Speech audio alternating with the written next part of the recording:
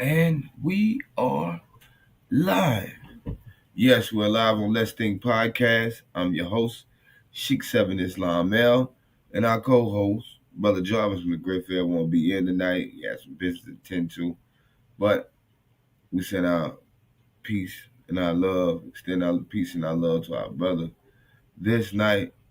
And inshallah, we'll see him again soon on the next show. Islam also. Don't forget to shop Fez Dealer. Remember, Fez Dealer. Get your urban Islamic experience. The brother is a master at his craft. Make sure you shop with the Fez Dealer. Also allow me to rise, giving all thanks and perfect praises unto Allah. Highest honors to his holy prophet. Honors to the forerunner Marcus Mosiah Garvey. Honors to the Moorish Temple of America. Honors to all leadership, past, present, and future. Honors to my leadership, Brother L. Portisel, and our Grand Sheikh, Sister M. Portisel, and his staff. I give honors to all, and I mean all of you, participating in the comprehensive program of uplifting fallen humanity, Islam, and peace. So we're back. Yes, we're back. We're in the building with one of the champs, the champ, Ishmael Bey. Our brother Ishmael Bey. How's the brother today before we get into this topic? Islam family, how you doing this evening? So good to see you. Good to see you, Sheikh. Good to see sir. you too, brother. Yes, sir. There he Yes, is. sir. There he is. Yes, Sir. The champ is here. Champ is here. We got brother Naseen TV in here. Mod Squad in the building. Yes, sir. Yes, Good to sir. see him. Good to see you, chat. Absolutely. Yes, sir. Honest to everybody in the chat. We got Deveron Fox Sr. No, let me see. Yeah, Fox Sr. Islam, peace. Peace. Peace. As everybody come in, please hit the like button. Please hit the like button as you come in. Please hit the like button. Don't forget to share this to your social medias. Share this with your friends and your family. Share this valuable information. Also, we do have the Cash App in the chat. The Cash App is in the chat. Please donate to the Cash App if you can. Super chat your questions. You can also donate to the channel via Super Chat, Super Thanks, and Super Sticker. We appreciate you being here, and we appreciate the good brother Ishmael Bey definitely being back on the platform. You know, he's always dropping some, shall I say, very valuable and powerful presentations. And he's back again for this topic, the West African ORISHA Babalú mixed with indigenous American origins. Now, brother, hey, only thing I can say is, hey, who would have thought? Yes, sir. Yes, sir. Who would have thought? You know, and Right. as I went through the first tribe nation website, as I do strive to do daily, just to brush up on the many articles and and bits of it. Nicholas Bey, Islam more. Um, I can only say jewels of information that's on that on the website. Appreciate that. Thank you for checking it out, of course. Matter of fact, while we talking about it, let me go ahead and post the website in the chat so the chat can most definitely tap in with this website. Make sure you tap in with the website, become a member of the website. Um, help us push this message to our people so that the knowledge of self can continue to grow. Shall I say? Thank you for the likes. Thank you for the likes. Um, Here's the website in the chat. The website is now in the chat. That is First Tribe Nation, First Tribe Aboriginal. So now this is a very now this topic here. Uh-huh. one thing it does do. Now this is a very now. One thing it does do is destroy the Euro narrative that first and foremost these two nations never had any communication. Right. Okay. But also what it does say is that these two nations most definitely carry a similar thought Mm-hmm. and a similar worldview or perspective. So let's get into it, brother. I mean, hey, let's get into it. I'm ready for it. Let's go. Yeah, again, like we always do, we lay, a framework and a premise of what the topic is dealing with, right? Absolutely. And it's also so very important because when we talk about slavery, I think sometimes people overdo it Mm. in ignoring Africans that came to America as slaves. I think there's been so much misinformation, and people have been coming forward and trying to share the indigenous side and maybe the mislabeling of indigenous people as African, that they also ignore the fact that there is a rich and a deep African element from Africa in America in dealing with slavery, right? Mm. There were slaves that were brought over from Africa to the Americas, and embedded within the American history is a rich and a deep African element, right? Absolutely. And it's a beautiful thing. It's a powerful thing. It's a spiritual thing. It's a cultural exchange, right? Absolutely. That adds to that fabric. I So think it's that's the important that premise. I think it's Mhm. important that we say that I important. I think it's important that we say that our ancestors were sold both in both directions. Yeah, You know, a exactly lot of right. people forget that as well. You know what I'm Yeah. saying? A lot of our people were sold from this country to there and Hmm. brought back as something else. So we gotta Correct. always keep that in consideration. But go ahead, brother. Excuse me, brother. Yeah, no, it's fine because within that exchange of what was taking place at that time, there was also the spiritual element, that was taking place, and Absolutely. within that are the gods that were picked up and acquired, the culture, the music, Mm-hmm. elements of food and in the history, an active exchange that took place. So a part of Absolutely. that was the West African Orisha Babalu-Ayé mixed with the indigenous American origins, and this is on full display when you go to, countries like Brazil. You see these huge, floats, these massively beautiful black floats, right? That can be either indigenous people or also infused in that is the African element.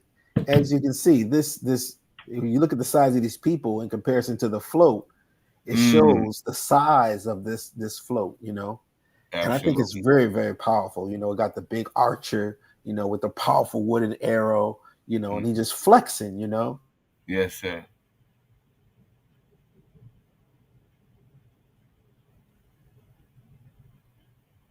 Seems like our brother has frozen a little bit. Let me see what's going on. Maybe is it my connection? No, it look like I'm pretty good. Islam. Seems like our brother's frozen a little bit. I don't know if it's me. Give me a 7 in the chat if you can still see me. Oh, there's our brother. There's Did it our go out and come back in? yeah. You just went back. You just came back in. Yes, sir. Okay. Um, yeah. So within that is the West African element, and Absolutely. on the page we deal with Babalu Aye, also known as Amalu or Soba, is a prominent Orisha or deity, right? You have those Orishas like, Oshun, and you have Ogun, and you have Babalu, right? Absolutely. Um, So in that, the Yoruba religion of West Africa, particularly among the Yoruba people of Nigeria and Benin, that's what we call it today. His Mm-hmm. name, it translates into king and lord of the earth, reflecting his dominion over the land and its associated aspects. They also say that Babalú-Ayé is reserved as a deity responsible for healing and diseases, especially Mm. those afflicting the skin, such as smallpox, leprosy, and other infectious ailments. As you know, we have some traits that protect us from certain diseases. One of Absolutely. those traits that you find majorly in West Africa would be what you call sickle cell, right? The sickle cell trait. Absolutely. Also, within the indigenous Maya, you have the sickle cell traits. Mm. So within that, it protects you from certain things, certain ailments. Now it can be I was very. born with them. I'm sorry, what's that, bro? I was born with those. Yeah, some of us are carriers, of the sickle cell trait, right? So within that, again, it could be indigenous Mayan traits or it could be West African traits, but these are very distinct things that can also be a defensive mechanism against ailments, infectious ailments. Mm-hmm. Also, some of the things that would inflict other people. The Europeans could not get access into West Africa past the coastlines because of malaria. Malaria was inflicting them, so they really knew nothing about the interior of the West African regions because um, they couldn't go past the coastline. They couldn't survive it. So Mm. we have That's built-in interesting to mechanisms. know. Yeah, yeah. That's why they had to make deals with West African tribes because the European could not go into those jungles. They could not survive the malaria. Mm. Absolutely. Um, in the Americas, the worship, and then we deal with these beautiful, these rich images that you'll be able to see on the page. I wanted to capture different parts of the celebration, and also in Cuba, Babalú-Ayé is syncretized with Saint Lazarus, a figure Mm. associated with healing the poor in the Catholic tradition, right? So these venerations and celebrations of this rich cultures you get to see in its glory, you know, within the islands, within Brazil, within the Carib, culture. You get to see the celebration of these rich elements that come up. Also, you have Ricky Ricardo, right? You remember like Ricky and Lucy, Lucy Mm-hmm. Ricardo. You see him being Cuban. He gives a celebration of Babalu. So let's see what the way that he celebrates it from a Cuban perspective, and let's see what that says here. All right.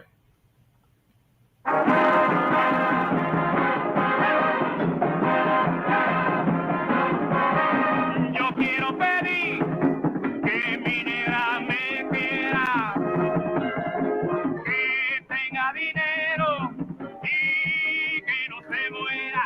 Yo le quiero pedir a Babalú una negra bembona Mm.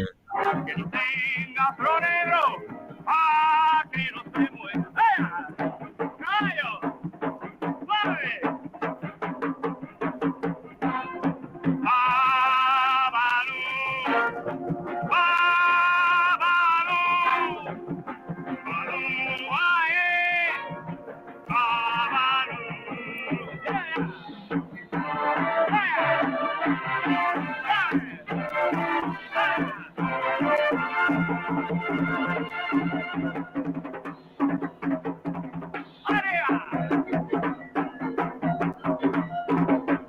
Howdy,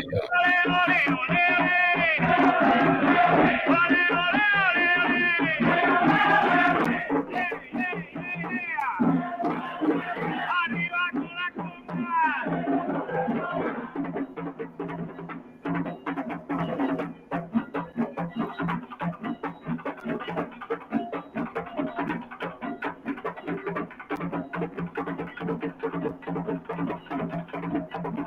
Yeah. Hey.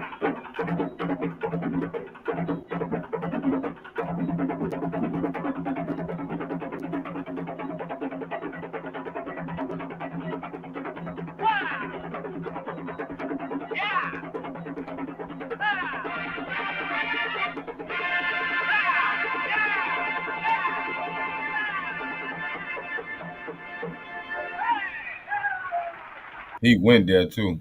Right, right. Again, He it's just a went there. spiritual expression, right? The fullness. Yeah, You see the power. You see yeah. the you know what I mean. And And who would again, have ever knew that about Ricky Ricardo?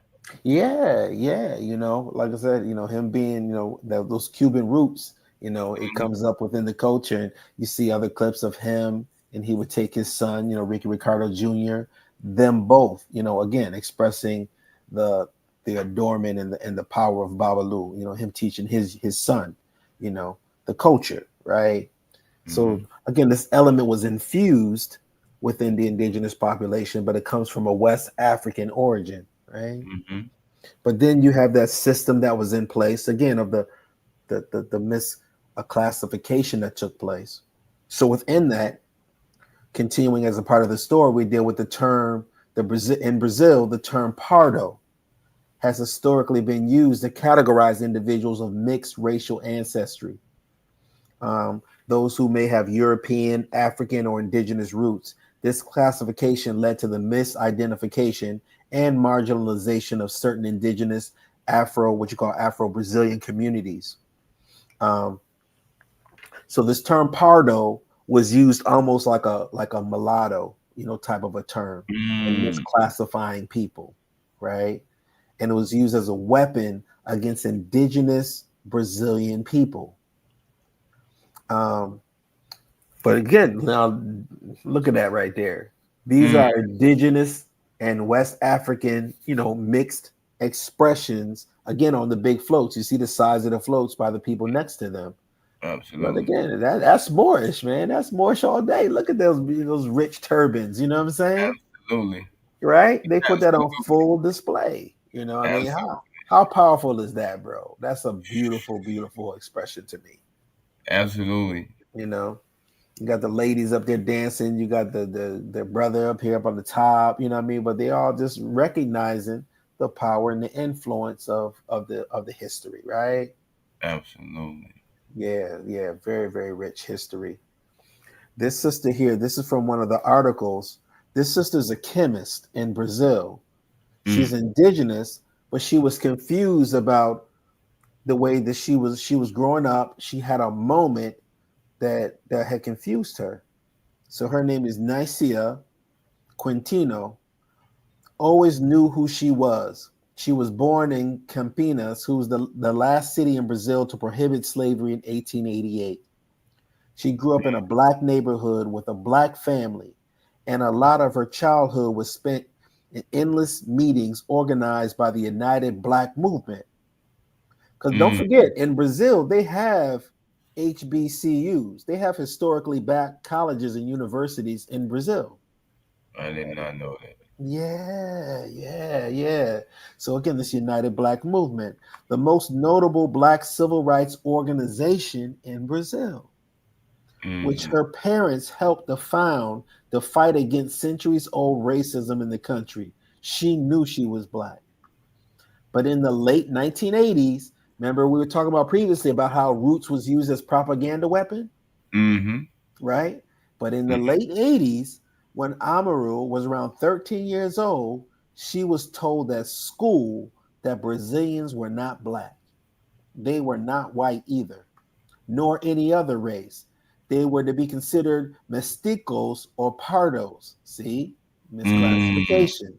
Mhm. Terms rooted in colonial caste distinctions that signify a tapestry of European, African, and indigenous backgrounds, and as one single mixed people, they were all equal to each other. So they were taking her out of her natural element, giving her a misclassification, and said, "This is who you are." They did that in school.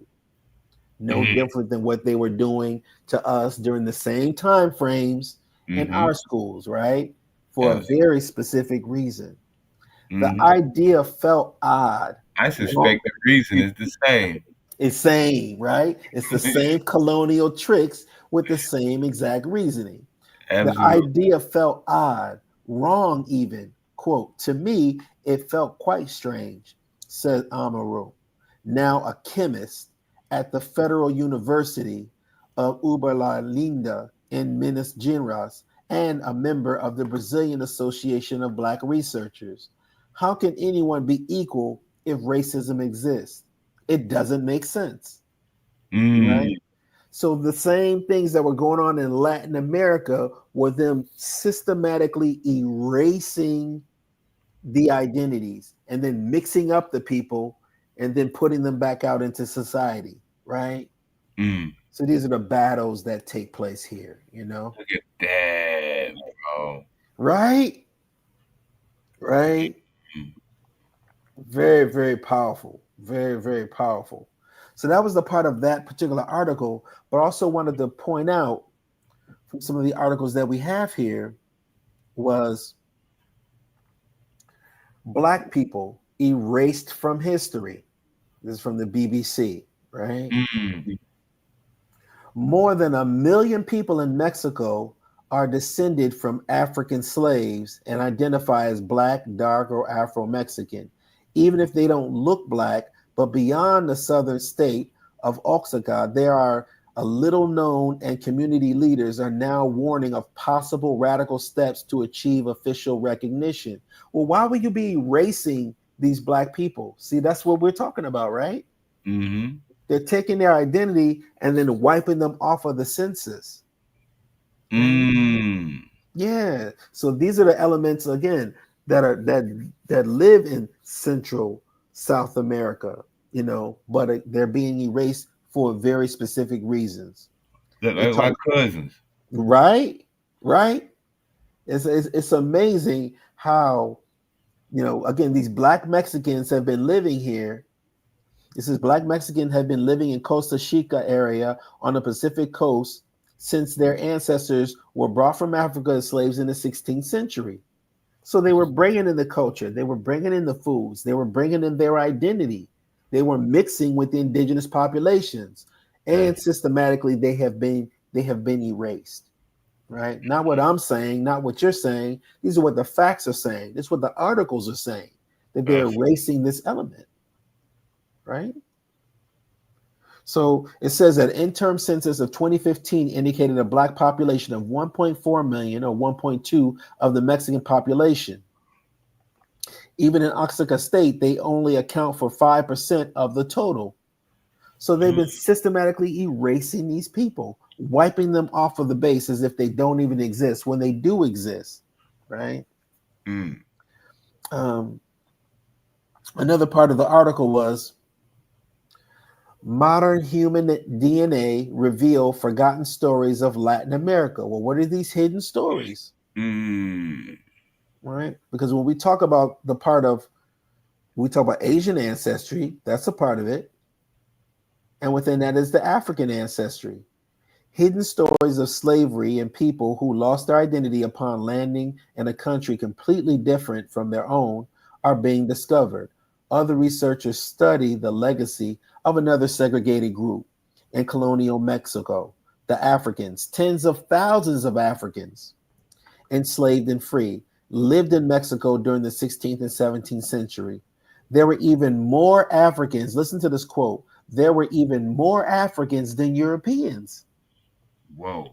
And today, virtually all Mexicans have about 4% African descent.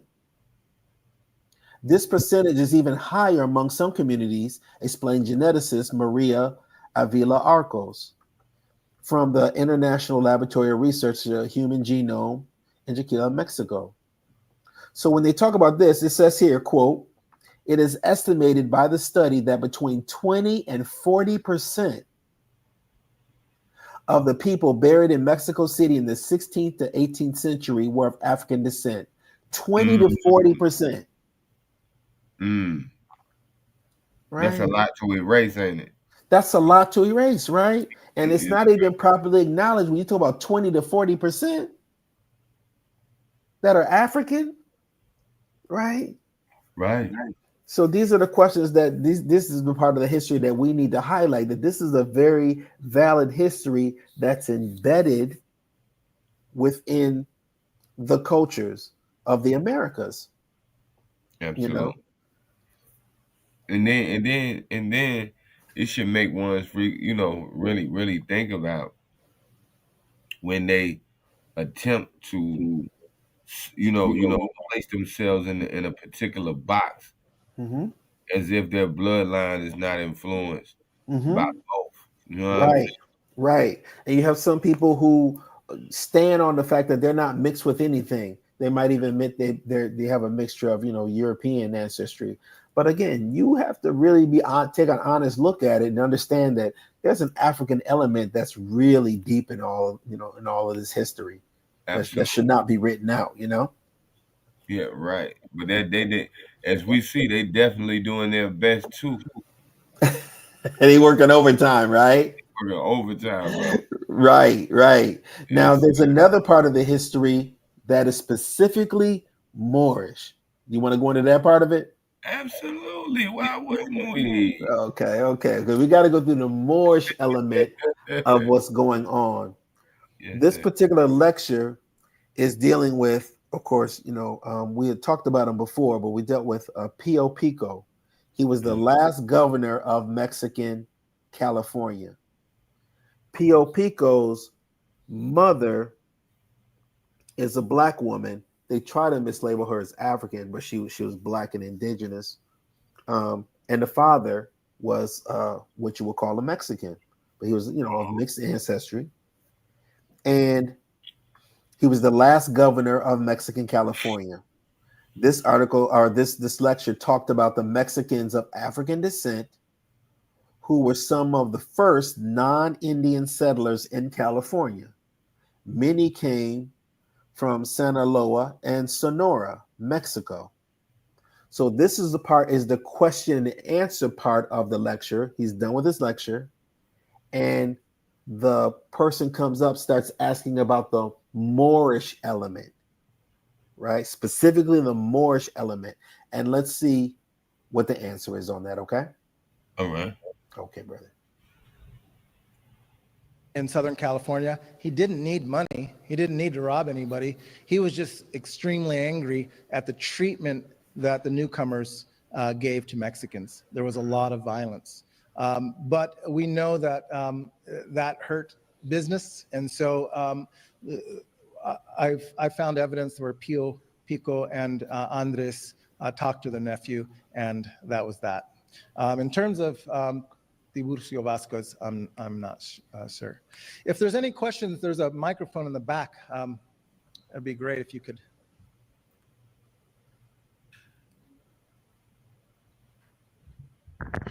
Hi. Whoa. I wanted to talk a little bit about the South Spain, Andalusia.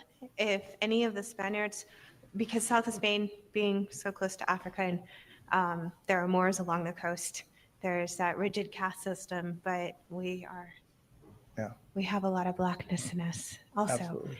And I'm wondering if you can speak about any of the Spaniards, were they Andalus? And did that have any bearing on some of the stuff that was going on? And we're in an interesting time right now. We're actually being able to talk about this, which is exciting. Yes. Thank you. But I'm wondering if you can speak a little bit about that, if you know anything. Sure. So the caste system was crazy because it suggested that the Spaniards were pure, which is anything but true. Oh, did I say that? Absolutely. Yeah, I mean there was a tremendous amount of mixture with African and Moorish ancestry, but they're the ones that brought over the caste system. It was in existence in Spain before it was here. The Inquisition. So. Yeah. Well, I mean, it was they had a caste system, and that transition from Jewish and Moorish and Caucasian and so forth. In Mexico, there's a town called Matamoros, which means kill the Moor. Oh no! Right. So there was a lot of antagonism, and maybe the Spaniards, a lot of them who came over wanted to hide that aspect, but it's definitely there. It's in the Spanish culture, for sure. Construct. Thank you. Wow. Thank you for your fascinating. Yeah. So again, that Moorish element came over with the Spaniards, right? And that influence came over at the same time, right? So that element is something that, again, what we're tapping into this evening, which I think is something that's very, very important, Yes, sir. Mm-hmm. Whoa, whoa! Did you hear what he just said? Pico, Pico. Yeah, yeah, and Pio Pico is a very significant person. He has, highways and parks, and is a governor. Very powerful and influential. Accumulated wealth and land. You know, um, yeah. So the history is very distinct.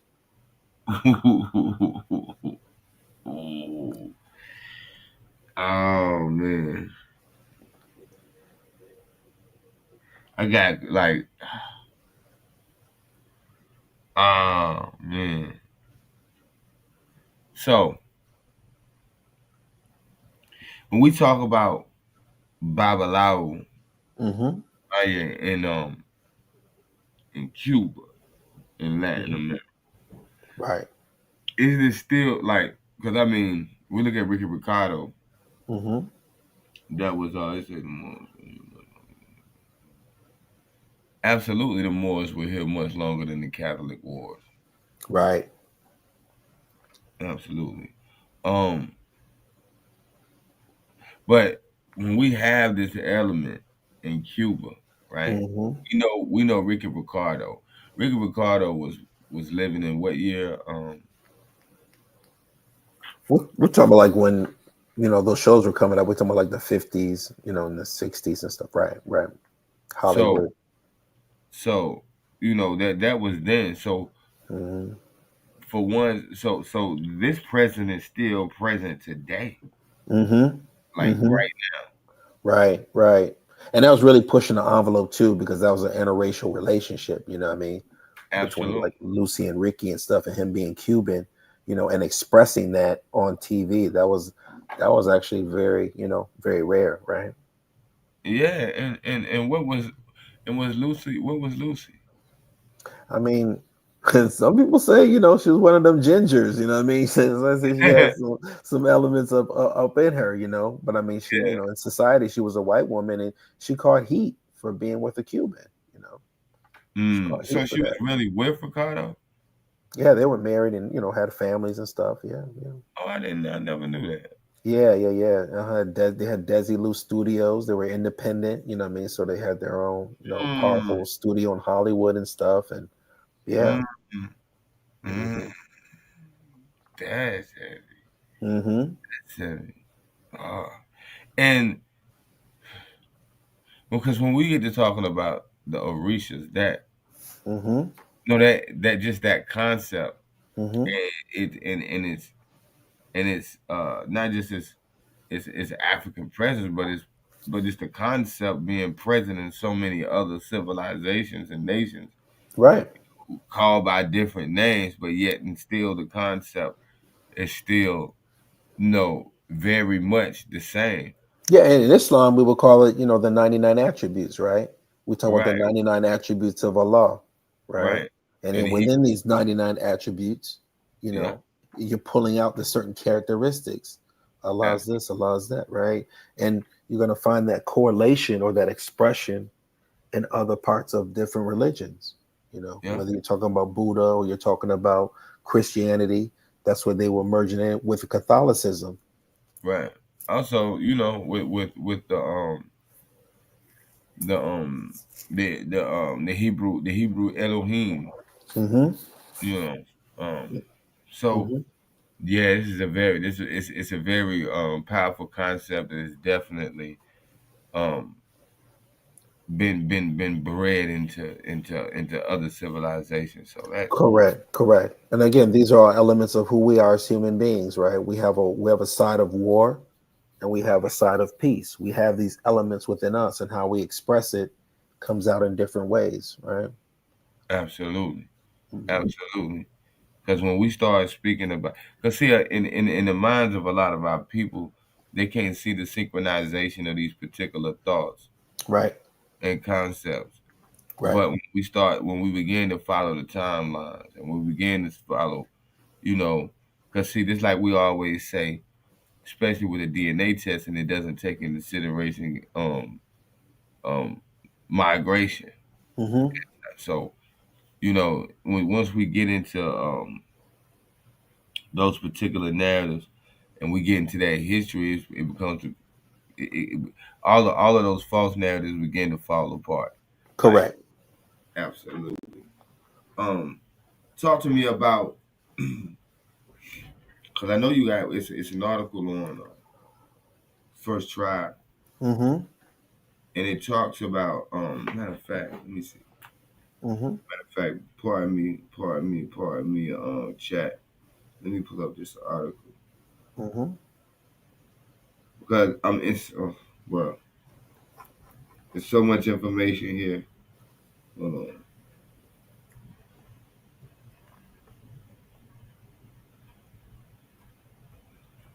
I also wanted. I don't know if I'm not. I think I want that to be a whole nother show. Okay. Okay. No problem. Because that one is like, whoa, boy, that was going to be something there. Mhm. Let's see. Um, that's not the one.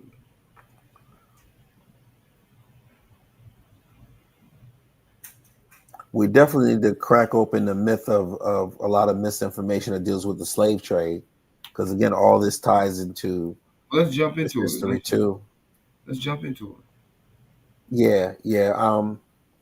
There's distinct misinformation pertaining to the slave trade, and one of the key people who pushed forward the misinformation, his name is Dr. David Eltis, Mm, emeritus, I and heard that. he runs the website, or he's the person who founded the website slavevoyages.com, and Yes. this slave voyages website is complicit in causing a major part of this misinformation, you know, um, that really needs to be addressed. It really needs to be challenged.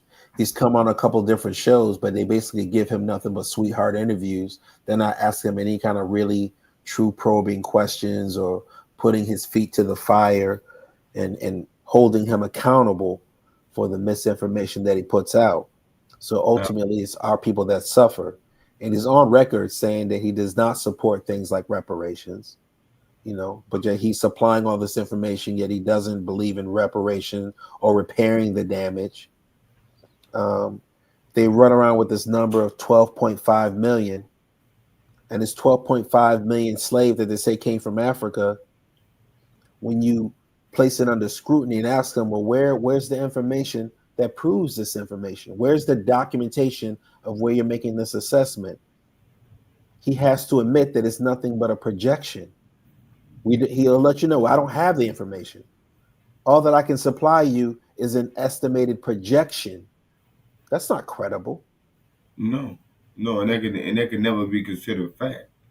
None whatsoever, right? So if you're only dealing with a projection and the information that you're supplying is no more than a couple Conjecture. hundred people, maybe a couple of hundred to maybe about 2,000 people, but yet you're pulling out a number of, and the 12.5 million that they're coming from, that number got solidified in the media by another person who looks like you and I, but he's not like you and I. That's Henry Louis Gates. Mm. Dr. Henry Louis Gates ran the propaganda for that 12.5 million and popularized the term. You know how they say that Jesse Jackson popularized the term African American? Absolutely. That's what Henry Louis Gates did with the 12.5 million. He Uh, took the theory that they had and the projection that they had, and then he popularized it by going to the media and said, this is the factual data. So he mischaracterized it, said that it was a fact, and then they went and they ran with it. That's what mm. they did. So can I ask you a question? Of course. Um, from your research Mm-hmm. and because you've been studying this for years, and you said you've been studying for years. Um, what would your and I can only I don't know if you know of a specific number But if you had an opportunity, or if they ask you right now, just to project what in your mind, from your mind, how many you think, Hmm. what would you say? I would say the amount that would have come from Africa probably would have been about 2.5 to maybe 3.5 million. Oh, okay. Yeah. And a So. far greater number would have been them enslaving the indigenous populations Mm-hmm. and then misclassifying them. And absolutely. And and, Because, and and that's where the number gets that's where the number get astronomical. correct. When Correct. they start misclassifying. So Mhm. basically what they're doing in essence is basically they have a couple million, Mhm. and then they misclassify the rest Mhm. and then add them to the pool and Correct. behave as if they brought them too. But no, Correct. they were already here. Exactly right. And Absolutely. that's what the history shows. Besides the data that they can't supply, is the facts that over and over and over again you hear people letting you know that they're mixed with the indigenous populations. And we Absolutely. know how the European operates. We know how they operate. We know they use deception. We know they're greedy, and we know that they're not going to be wasting money going to get other people over there when you got access to people here, right? So you see the stories like Solomon Northup, the 12 years a slave, when they were taking free people from the north, kidnapping them and taking them down south and making them into slaves. There were also groups, I'm talking about tens of thousands and thousands of children that were being kidnapped and then given a false history. On this show, we showed the Mayans who were being kidnapped from South America and taken to plantations, right? We showed the slave ships on this program, showing Mm-hmm. that so what happened to those Mayans that were brought on to the British plantations in the South? They didn't maintain the identity as Mayans. They were misclassified, right? Not only misclassified, but they were being told that they came from Africa when they didn't, right? So I do. Again, I don't want you to take my word for it. Like always, I'm going to supply the documentation of David Eltis doing what devils do, right? So Mm-hmm. let's see, what he says for himself. So that way you're not taking my word for it at all. And let's see where the facts lead us. That's what we're gonna do. Absolutely. Just for a moment here, brother.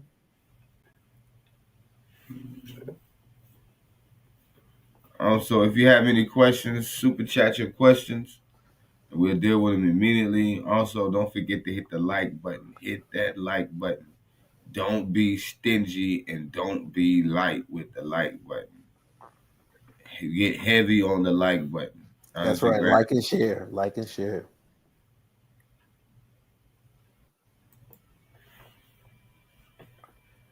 Okay. You can see the screen okay? Absolutely.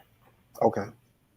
So this first part is what we're going to see is Henry Louis Gates admit that he was the person that put that false information out there, because they had various numbers they used to use, but you're going to see them explain to one another how they got to the 12.5 million. That's what we're going to deal with first, okay? Mm-hmm. Okay.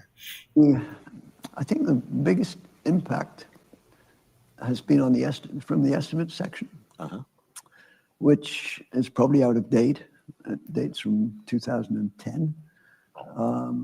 But the figures that we came up with and the direction of the traffic, which were established there, have basically held firm. I mean, you see quotations that they don't even bother referencing slave voyages anymore. They simply use the figures. Even the New York Times. Yeah. I actually was responsible for that. Oh, yeah. Yeah. When Dean Beckett was the editor, The Times, you remember, used to publish, depending on who the journalist was, they would have different estimates. And Dean's a black guy from New Orleans. I know him, and I called him and I said, look, there is this database. I mean, we actually know. Yeah. So you have to send a memo establishing 12.5 is the, and he did. Yeah. And that's where and it's because of you. Yeah. Well, me and Paul are chance. Yeah. Yeah. Yeah. Yeah. Did you catch that? I absolutely did. So he contacted the black editor of the New York Times, since he is from New Orleans, and he had the end with him, and he said, this is the number that you got to go with. We have the facts. And that's a lie. Wow. They don't have the facts. And I'm going to show you them admit that it's only a projection. Here it is. So later on, we're going to see how they end up getting that number, okay? Yes, sir. Okay, let's see what this next part is. Done most successfully, but where can it be more robust? What's wrong with it? What I want to know, what's the best thing about the database? That's the first question. What's the best thing about it? That it's a collective, that it's built on the expertise of many people, and is continuously open to new contributions. That's not a feature you find with a lot of stuff. Yeah. Okay. Conversely, weaknesses of the site. Not enough money. What has it done most successfully, but where can it be more robust? What's wrong with it? What needs to change? Well, You're the doctor. What needs to be fixed? I think it's doing very well. It's in good hands, not mine. But I guess it would be really useful to close the data gap. There's still a gap there. And What do you mean, the data gap? well, we don't have records of 12.5 million people crossing the Atlantic. What we've got is a set of data which allows us to project that. Right. But closing that gap, and it will be gradually closed. It'll never be completely closed, but it'll be gradually closed over the next decades. And that, to me, is pretty important. What?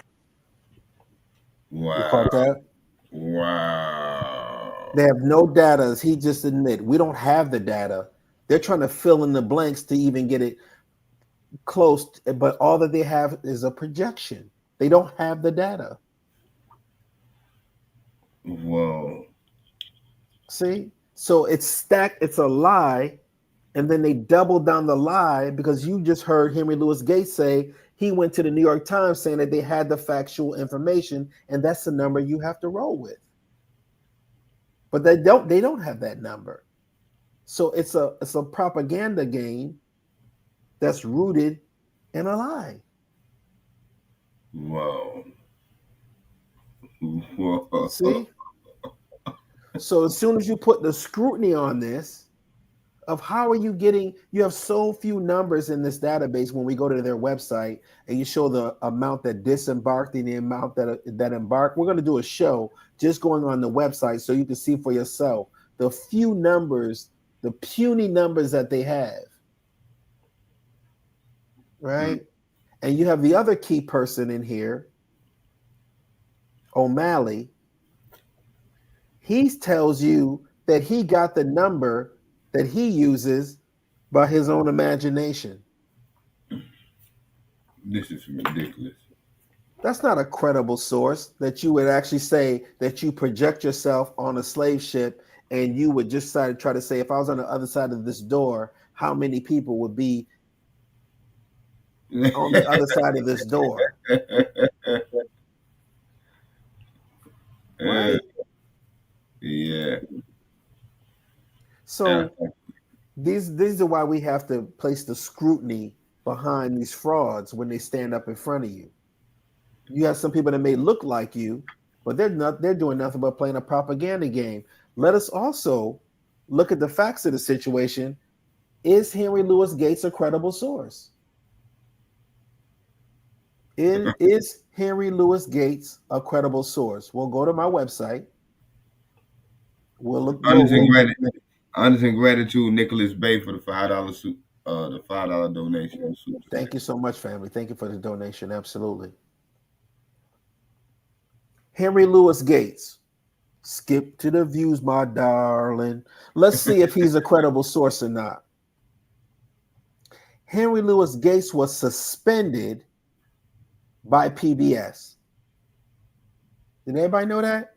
That Henry Louis Gates was suspended for fraudulently obscuring slave history? How is this man a credible source that could sit there and go to the New York Times and create a number out of thin air and tell them to run with it, and you have already been suspended for doing fraudulent things? Let's see what the facts say. This is from NBC News. Let's see what it says. Is there anything in particular that you've always wondered about?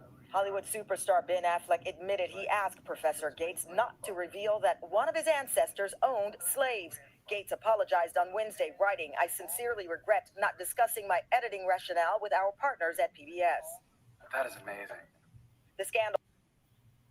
He got suspended for hiding the fact that Ben Affleck's ancestors were slave owners. How is this man a credible source when you would actually sit there and you know how they found out that he did it? They found out that he did it by the WikiLeaks. You know, the WikiLeaks, when there was somebody who had got all the documents from Wiki, and then he was on the run. But they went over the emails, and some of the emails that were released was Ben Affleck putting pressure on Henry Louis Gates. Don't tell these people that my family owned slaves. Yeah.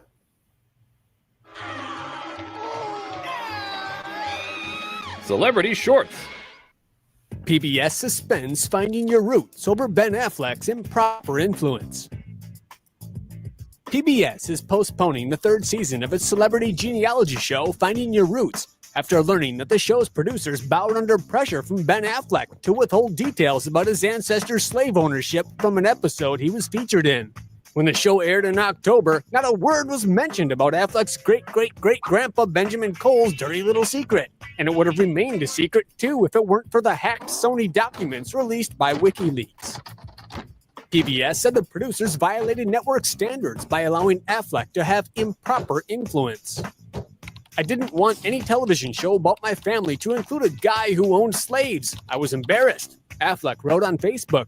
The very thought of it left a bad taste in my mouth.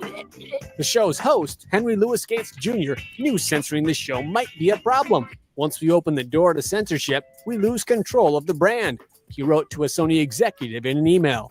PBS is now suspending season 3 until they add a fact checker to the show's staff. See what we're dealing with? And this is Henry Louis Gates with Dr. Rick Kittles.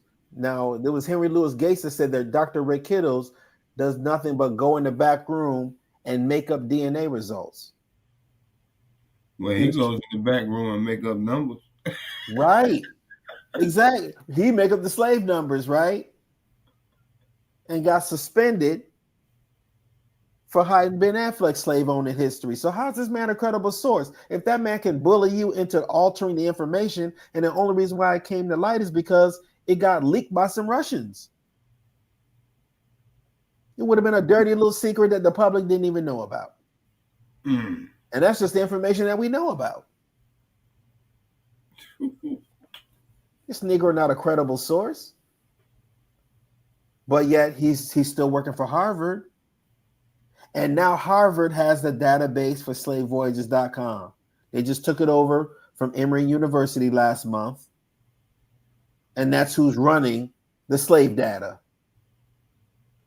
The same person who was convicted of fraudulently putting up the information. You see the game that they're doing? The fraud, how they're stacking the fraud on top of the fraud, the lie on top of the lie. Absolutely. That's what they do, right? Yeah. So that's why it's important that we deal with these, you know, this part of the history, you know.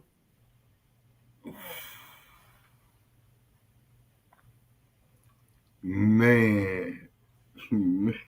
It's not a credible source. Oh man. Since we have somebody in the chat, let's see what we got here. Okay. We are not mixed with them. They have traces of our ancient DNA. They just have a closer match in Africa than anyone else. Then he says the Transportation Act of 1777 and the Bounty Act of 1714 and the Middle Passage will show over 30 million pale skin coming to America. Then he says when you study Perry's Y chromosome, it shows we here in America have a Y chromosome that's 200,000 years older than all men in Africa. Yeah, it's a large claim. It's a large claim. Islam, did our brother freeze again? Seems like our brother froze again.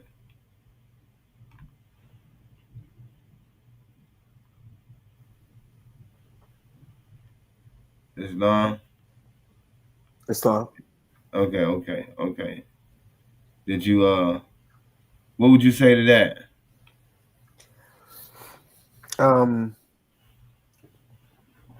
I would say that that's not accurate. I'm saying because I'm not saying that the information that's being shared is incorrect.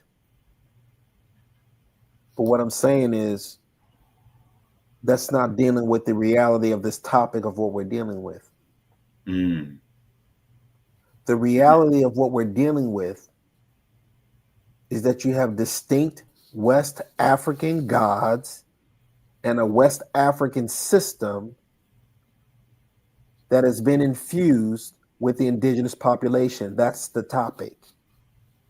Absolutely. We've already dealt with Albert Perry and the other misclassification of indigenous people that have been misidentified and being called African and Black. We've already dealt with that. That's not this topic. This topic is dealing with there is a distinct West African element within American culture. That's what we're proving. That's what the topic is. So you're talking about apples and we're presenting and proving oranges. That's what the difference is. And by the way, you can't necessarily say we're seeing it backwards because the brother hasn't really clarified in this conversation, which direction this situation is coming from. So we can't necessarily say that the brother is seeing things backwards. Let's allow the brother to make such a claim first before you say you're seeing things backwards. There's nothing that's being seen backwards. What we're dealing with is a distinct history that gets erased. So in other words, my question to someone that says there's Black backwards, how do you explain the West African Orishas that have been mixed with the indigenous populations? How do you explain that? Are you trying to say that it originated in the Americas and then it went to West Africa? Is that what you're implying? I think that's exactly what he's implying. Yeah, that's easy to say. I would like for you to present your information. In fact, you can come up on stage and you can explain to us how it was done. How about that? Mm. Mm. because it's very easy to say. Right. And it's as simple as that. Again, within the fabric of slavery, you had West Africans that were brought to the Americas. Absolutely.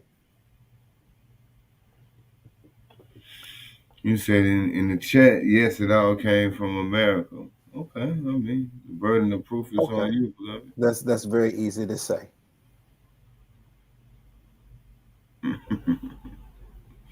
However, and I mean, you know what, brother, who you in the chat? I mean, we can set up a show here within the next, few days or whatever, and you and Ishmael Bey can get right up here on this camera and have that dialogue. Yeah, absolutely. Yeah, that can be done. And you can also just come and tap in right now and educate us. Absolutely. Absolutely. All right. Hold on. Let me see what we can do here. Let's see what we can do here. Let me go to StreamYard. We can have a dialogue. Yeah. We most definitely can. All right.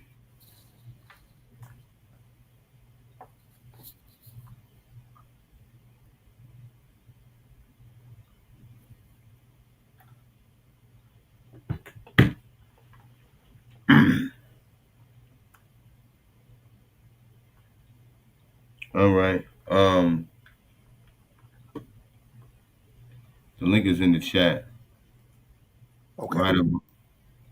So you want to tap in? We can tap in. Yes, sir. Because I mean, hey, I've heard ones have that particular viewpoint or perspective, and I've I don't tend to. Okay, here goes the brother. And before I bring you on, beloved, let's keep the dialogue civilized. Let's keep the dialogue civilized, Islam. Islam to the Peace. room. Peace. Peace. Islam. Peace and Cam up, Islam to blessings. the Moors. I Islam. can hear Cam you. up, brother, so we can see your face. We want to see. Cam up. Yeah, Hold on. cam up. Let me see your face. Hold on. I ain't got no. I couldn't see you. It was a little dark wherever you at. Yes, all good. I'm right here. I'm All Thomas right. L, man. Peace and love to the floor. Peace and Islam to the blessings. Love, Moors. Honor to the Thomas. divine prophet Noble Drew Ali. Yeah, I Islam. want to say what I was saying in the tracks. It's easy to say that, but it's hard to prove that, like through a chronological level. Like when you see North Africa, or specifically, what you speaking on Northwest Africa, in the time of slavery, we talking about for which group of people, for one, and for two, to say that North Africa at that time was participating in North African spirituality is kind of hard, because the 5th century, you have that place pretty much under the jurisdiction of what we call Rome, coming out of what we call somewhat Carthage. But Carthage is flowing from Florida here. So we got to understand that the Maghreb al-Aqsa, right? Aksum is over here beyond the border of Egypt, all the way west, crossing Africa. So that north part of Africa you're talking about, it was under a Roman Coptic rule, right? It was Coptic. It wasn't Roman. It wasn't African gods. The Coptic Romans who fought in the Punic Wars from what we know as Brazil, when we get into the Madrid, Ethiop, or Madrid, Ethiop. This is what we're talking about, the empire from Brazil, Germany, what we know as today, North Africa, Spain, etc. So that system there was more of a nature system. Again, earth, wind, fire, water, and air, going into, the all God, Allah, nature, divine, divine law and rule, right? So we get into all law. Even when you get into the cross with the circle that represented the Punicas in the Punic War, that's an American symbol. The cross with the circle represents north, east, south, and west. As a matter of fact, that even goes back into the Catholic Church, what came out of the Coptic system.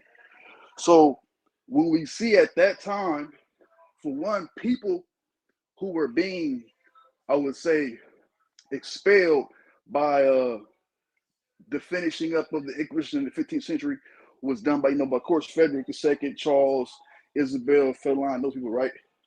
Those people who were being sent from Portugal to Nigeria were going there with a new Coptic system. And the people that were there were under an Ottoman jurisdiction still. It was a part of the empire, but part of just the Maghreb, Morocco, right? Or it's the Maghreb, right? Because we're in the Maxum of the Maghreb, furthest west. So when we understand that, we go back into Drew Ali's teachings, when he's giving teachings of the chapter 47, when he's talking about the son who went over, and he's talking about how the kingdoms were set up over there. This is why Tunis, Libya, and all this is over there today. But that was a minor version of everything receding back to one beachhead. So what I'm saying is the God system that we're speaking of, it's a breakdown of eras. Even when we're talking about Oshun or Poseidon, or it's all the same understanding, but told in a different tongue. But to say and label it African is discrediting the source of study, So to keep it into context of what it was and what it is, yeah, we could generalize it and try to say, but that's far from the truth, because when you go into that region, even into the 5th century, the 2nd century, because I could trace back. I mean, I don't want to get into that, but when you get into these areas, it is more of a different rulership. So when you fall into that, right, you fall into the 5th century. What do you come out of that? You find France Gaul turn into France. All of that in North Africa. So they want you to think that there's more up, but it's all there coming from here. And the understanding of the greater Mauritania and the dialogue of that understanding will help, because people miss that. And when you get into the greater Mauritania, where they push back to where Mauritania is today, and they call Nova Scotia that here in Canada or whatever, but it was really that whole region it was pretty much, if we look at the ocean as a river or a lake, and we might can see it better as it is one thing than two separate continental things. So when we get into a lot of the Coptic French things, and we starting to see French fall into Athens, because the history of French fall into Athens aside of Rome. And when we getting into what was being brought from the Coptics through the French, through the Scottish, right? This is where you get the big battle. Yes? One second.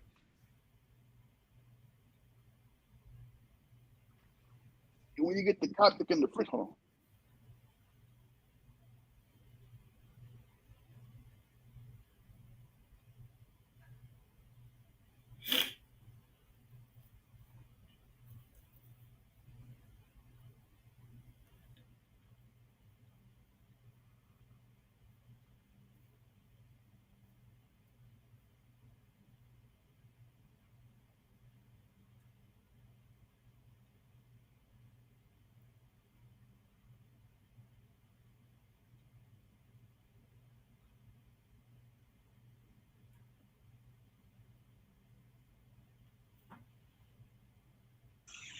All right, my bad. So again, this is where all of the French stuff come in, because you get Gaul coming out of Athens, right? Rome now receding back, but the French, who are really North Africans, who are really ancient Coptics, who are really trying to sidestep what's going on in the 7th century, were under a lot of those Coptic teachings. And this is when you get the battle between the Germans and the French. This is going to the Habsburgs and the French hooking up with the Ottomans later during the 1920s. But in this time, in the 7th century, they were trying to separate themselves and steal from what the empire was doing and still hold a jurisdiction under themselves away from what the Dye Moors was doing in Florida. The Dye Moors or the MUs or the MURs, whatever, or the ancient Mauritanians, right? These are the ones who stayed German and also were the first Amsterdamians or people from Amsterdam in Florida, Arkansas, whatever, going up to New Jersey, all that place up in there, right? So when those 2 points fought in what was that war? The war of Hispaniola, right? This is when Napoleon was really going in on North Africa on both sides, here and over there. But he was going through Hispaniola. So this is when Africa, which is really France, which is really Gaul, which is really Coptic, which is really going back into some more, I wouldn't say Egyptian, but some not Himotep, Heremhep the old, but he's from America. Because then we going into Akhenaten and Ramses, and so now we flying back over here. So that's coming from here. So I know that was a big build, but when you get all the Heremhep down, and then Tutankhamun, I said Tutankhamun, and then his grandson is Ramses, right? So that's America. And then all the Coptic stuff is from over here. And you can prove that with the symbol of the cross and the circle, because that's an American symbol, which means America from it's an indigenous American symbol. You can look up the indigenous American symbol with the cross. It's going to tell you what it means America. So I'm going to drop it right there. So North Africa was Coptic, and that Coptic stuff came from America, from Ketchy Coattail. I ain't going to get all that's a whole different bill, but I don't want to interrupt y'all dialogue and y'all build. You feel me? But I do want to drop a bar there. So when we see it from a firm view, you can catch what they're trying to manipulate with us. Even when you fall out of, or when you going into the treaty and peace and friendship, when you starting to see the dissolve of the Dutch, because the French has been all, the French Moors and the Dutch Moors, it's crazy because the Dutch Moors and the French Moors wanted to be Spanish Moors because, you know, they all speaking Spanish anyway, Castilian, whatever, or whatever. So they want to get hooked up against us over here, over there. But it's not like they're from over there. They want to get back over here and take over with the Catholic Church.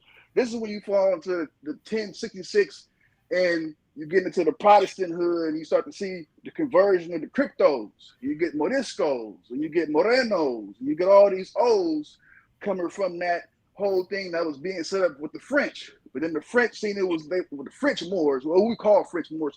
But those again are originally Americans who got ties over here, who are trying to come back over here and conquer. So when you start to see it like that, it's like a separation thing, and a lot of stuff that was done over there. I don't know, something happened 190 years ago. So this is a build on the other point when I was talking about Albert Perry and in the Khalifa and in the Chumash Indians that's in California. Let's go back 200 million. So when you find stuff, you got the Chumash Indians here who were known for whale hunting and all that and pearl diving. When you get into the Mediterranean and the Pacific Ocean, all the way down to Argentina, and then this ties into Tarif, and you get into the Pearl Islands, and you get into Tarifa Island, and this is where you get the terrorists from today. The terrorists from today come from what the Chumash was doing as Moors running the coast, the Mediterranean, and the Pacific as like whale hunters and stuff. But a lot of this stuff, it seemed like something different. But when I've been in this for like 15 years. I didn't moor it up. My grandmother, my mom, my children named up. I did my history. I can go past 25 BC, like on one side. On the other side, I can go back to like the 8th century all the way on my dad's side. Well, my mom's side go all the way, like she all the way back. So, you know, early Moors, they taught us, do your lineage, get your DNA done so you can solidify and know, you know, who that person means a Moor and all this other stuff. You know, it was early teachings.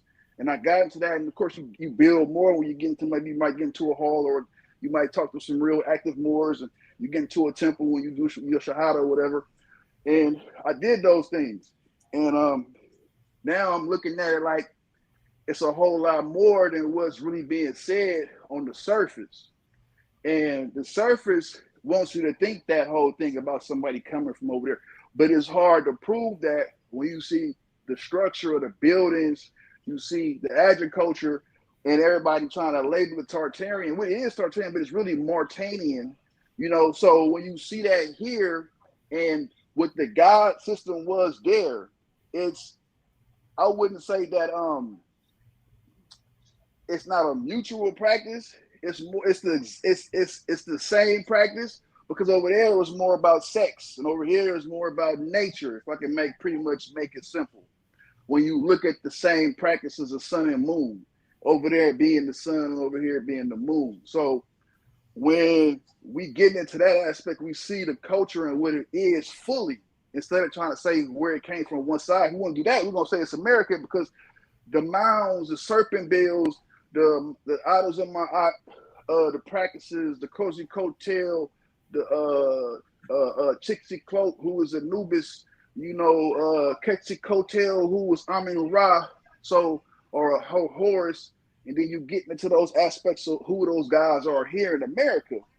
We see that was actually what went through the America, but they don't show you that because they want you to believe this Barren Strait story. And then they want you to believe the African story, which is, you can't prove that a force went into Africa like that. But what you can prove is that if you have studied or try to study who they call Christopher Cologne, or where you want to kind of get into all that, but his brother Bartholomew was the one who was coming here, taking people to the Capes, to the islands, letting them have children, and then bringing them back to the Americas as Africans, or people going from California to Virginia, or from Texas to Virginia, mainly Brazil to North Carolina, brought from different parts from the Americas, or took it out and brought him back. And Africa was used as a slave port because they imported Caucasians, you want to call them, Chinese, everybody was sent to Africa to be sold. Actually, it's like how you want to go to the spot to pick up. You got to go to the spot. The spot was Africa. So you go to Africa to pick you up something and you bring it back. But you had to prove that he was African. And you see in a lot of those cases, especially in Virginia, people won their dispute against being African because they knew their lineage. And so when you see a lot of this repetitive cause of actions come up in the case filings, you see that it has to be something there. So for us to even believe that story, that people were brought here as slaves in a way. Let me ask you a question, brother, if I may. Drive. Are you implying that no West Africans came here to the Americas as slaves? I would imply that for one, slave at that time, didn't mean what you think it means. And as chattel or gender chattel, when you get into specifics, because for one, if you was a slave, you didn't have a name. You was just a boy or a girl. Because slavery in America was gender slavery. And you were labeled female and male because those identified chattel. Because the male could be anything, be a male dog, a male cat, a male horse, a male rabbit, a male fish. It's chattel. Men and women are free people. So when we talk about certain legislation under the biblical trust that we were setting up as childs being slaves to the parents, you might see in the will that you might be listed as a slave because maybe you were the mistress's child. They want to say it was a rape story. But at that time, you were allowed to have mistresses. You could only allow them to live on the compound. You can study this through the Miscegenation Acts that was taking place, especially here in America. And those miscegenations, GENATION,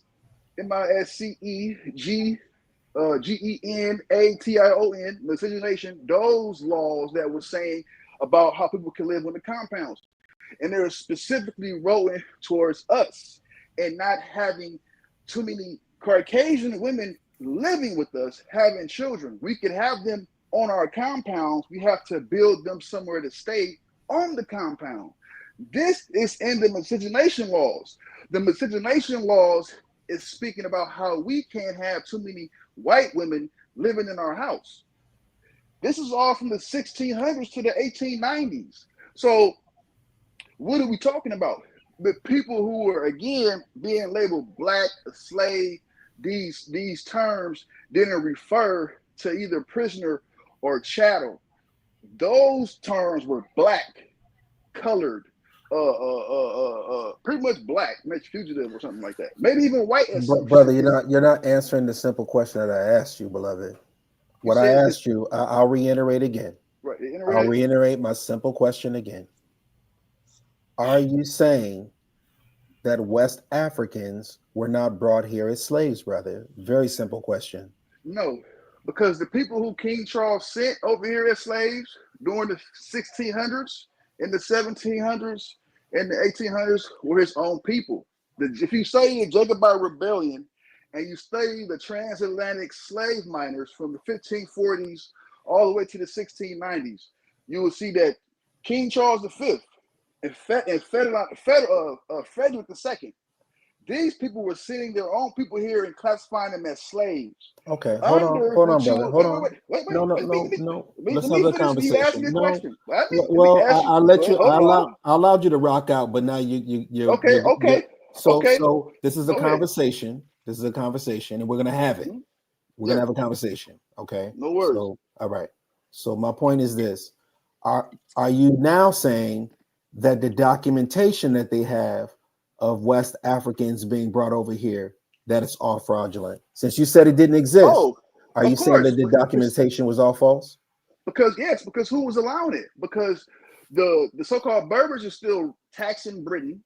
The Ottomans, whatever, British didn't have full control with the Atlantic. The Portuguese was getting migrated around and reclassified. Who was doing it? Because it wasn't the British. The British couldn't move. Oh my God! What treaty ties you to this land? What treaty ties? Which treaty? Which one? The Treaty of Tripoli? What treaty ties your family to this land? Constitution. Which treaty? Yes. What treaty ties your family to this land? Which treaty? It's many treaties. We can go to the Treaty of Tripoli. We can go to the Treaty of Peace and Friendship. We can go to the Treaty of Paris. We can go to all these treaties. What treaty ties your family to this land? A very simple question. I just told you. The Treaty of Tripoli? The Treaty of Tripoli. The Treaty of Tripoli is a part of the Constitution. Article 12 of Treaty of Tripoli, Article 12, Section 1, Section 1, is given the United States is establishment and its citizens. The Treaty of Peace and Friendship is giving me citizenship here and our liberties under the what part of the Constitution does that? What part of the treaty? As Moors, Article 1, Section 2, Section 4. I'm on my phone. I'm not here to prove and show anything.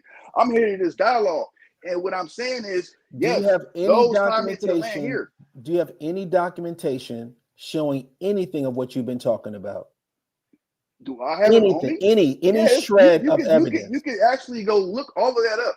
You can go back and listen to what I said and go look it all up. And I guess I've been studying this for over 15 years, man.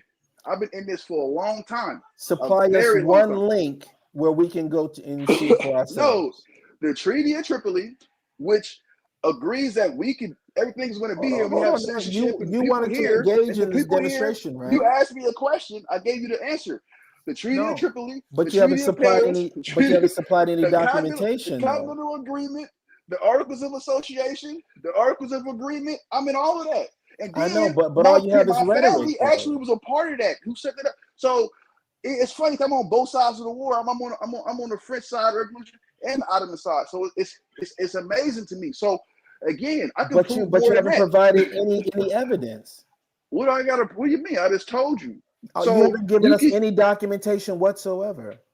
I just told you the Treaty of Paris. Talk is cheap, brother. What evidence do you have? What evidence do you have? I've been presenting my evidence. From West Africa, besides some debunkable evidence that you can easily read through study and understanding.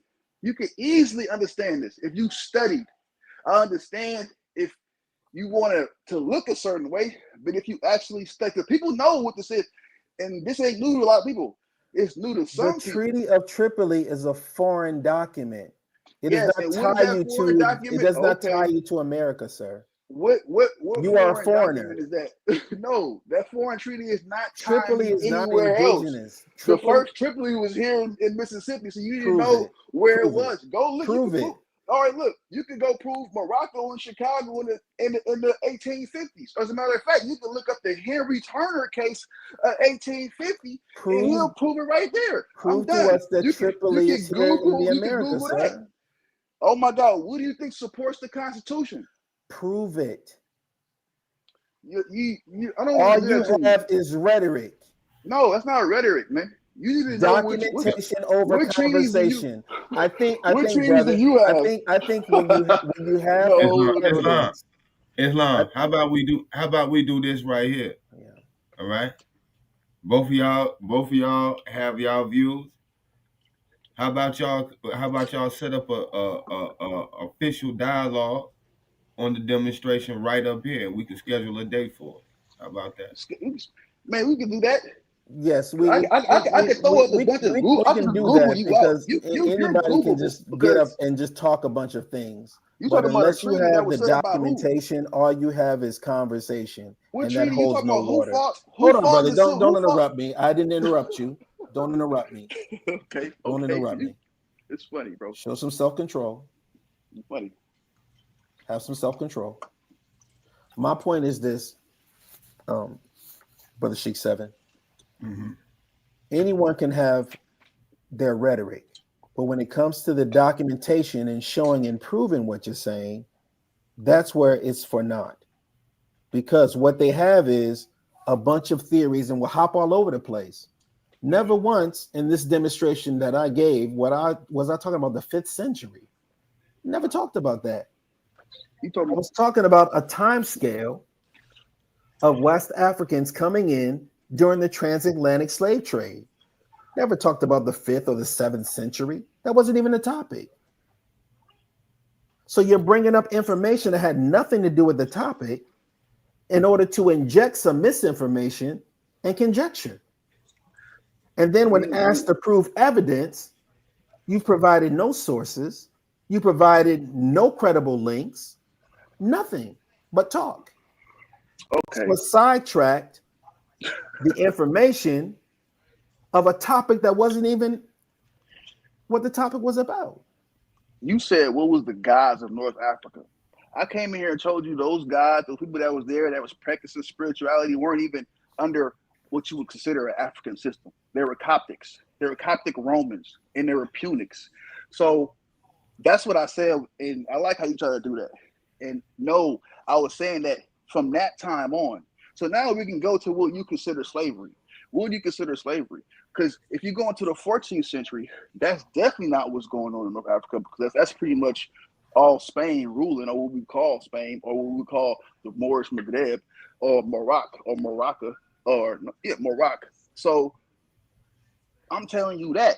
That's what I was saying. And then I was tying it into America with the Coptic cross, because that circle with the cross on it means America in indigenous American symbols. Prove that. It's already proven. Go look it up. Because you can Google. If I can pull up some of my stuff I got saved on my phone, I can show you right now. It's not hard to find, but that's what I said when I first came. And then I went on and you asked me, do you believe any West Africans came to America? I said no, because in that time, it was either the Ottoman Empire, right? Who was there, or the old Roman Empire, which was Romans, and then you get into some Punics before that. So you talking about some Romans were sitting here? You can't prove they were African, because the timelines don't say West Africa was West African spiritual system at that time. It was under a whole different jurisdiction of people.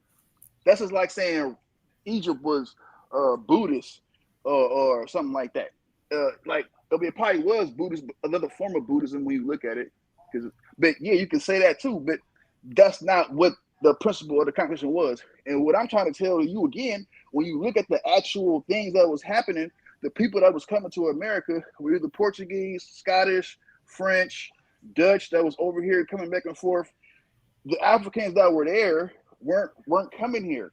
They were sending Americans to West Africa and to Cape Verde. You can look up a book called The Great Pearl. You could look up the transatlantic slave miners. That explains it in the 15th century. That explains all of that. So that's what I'm saying.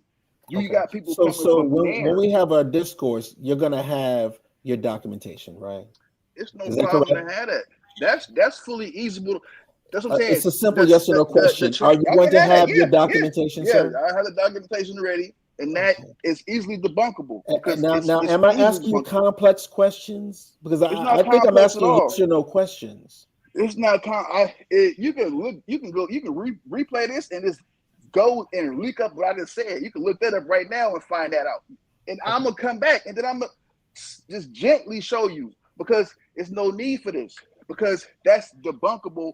10 years ago, 20 years ago, that has been debunked, that we've been brought here from West Africa as slaves. So your claim was no West Africans came over here during the transatlantic slave trade. That was one of your claims, right? Am I clear? Right. That was false. Okay.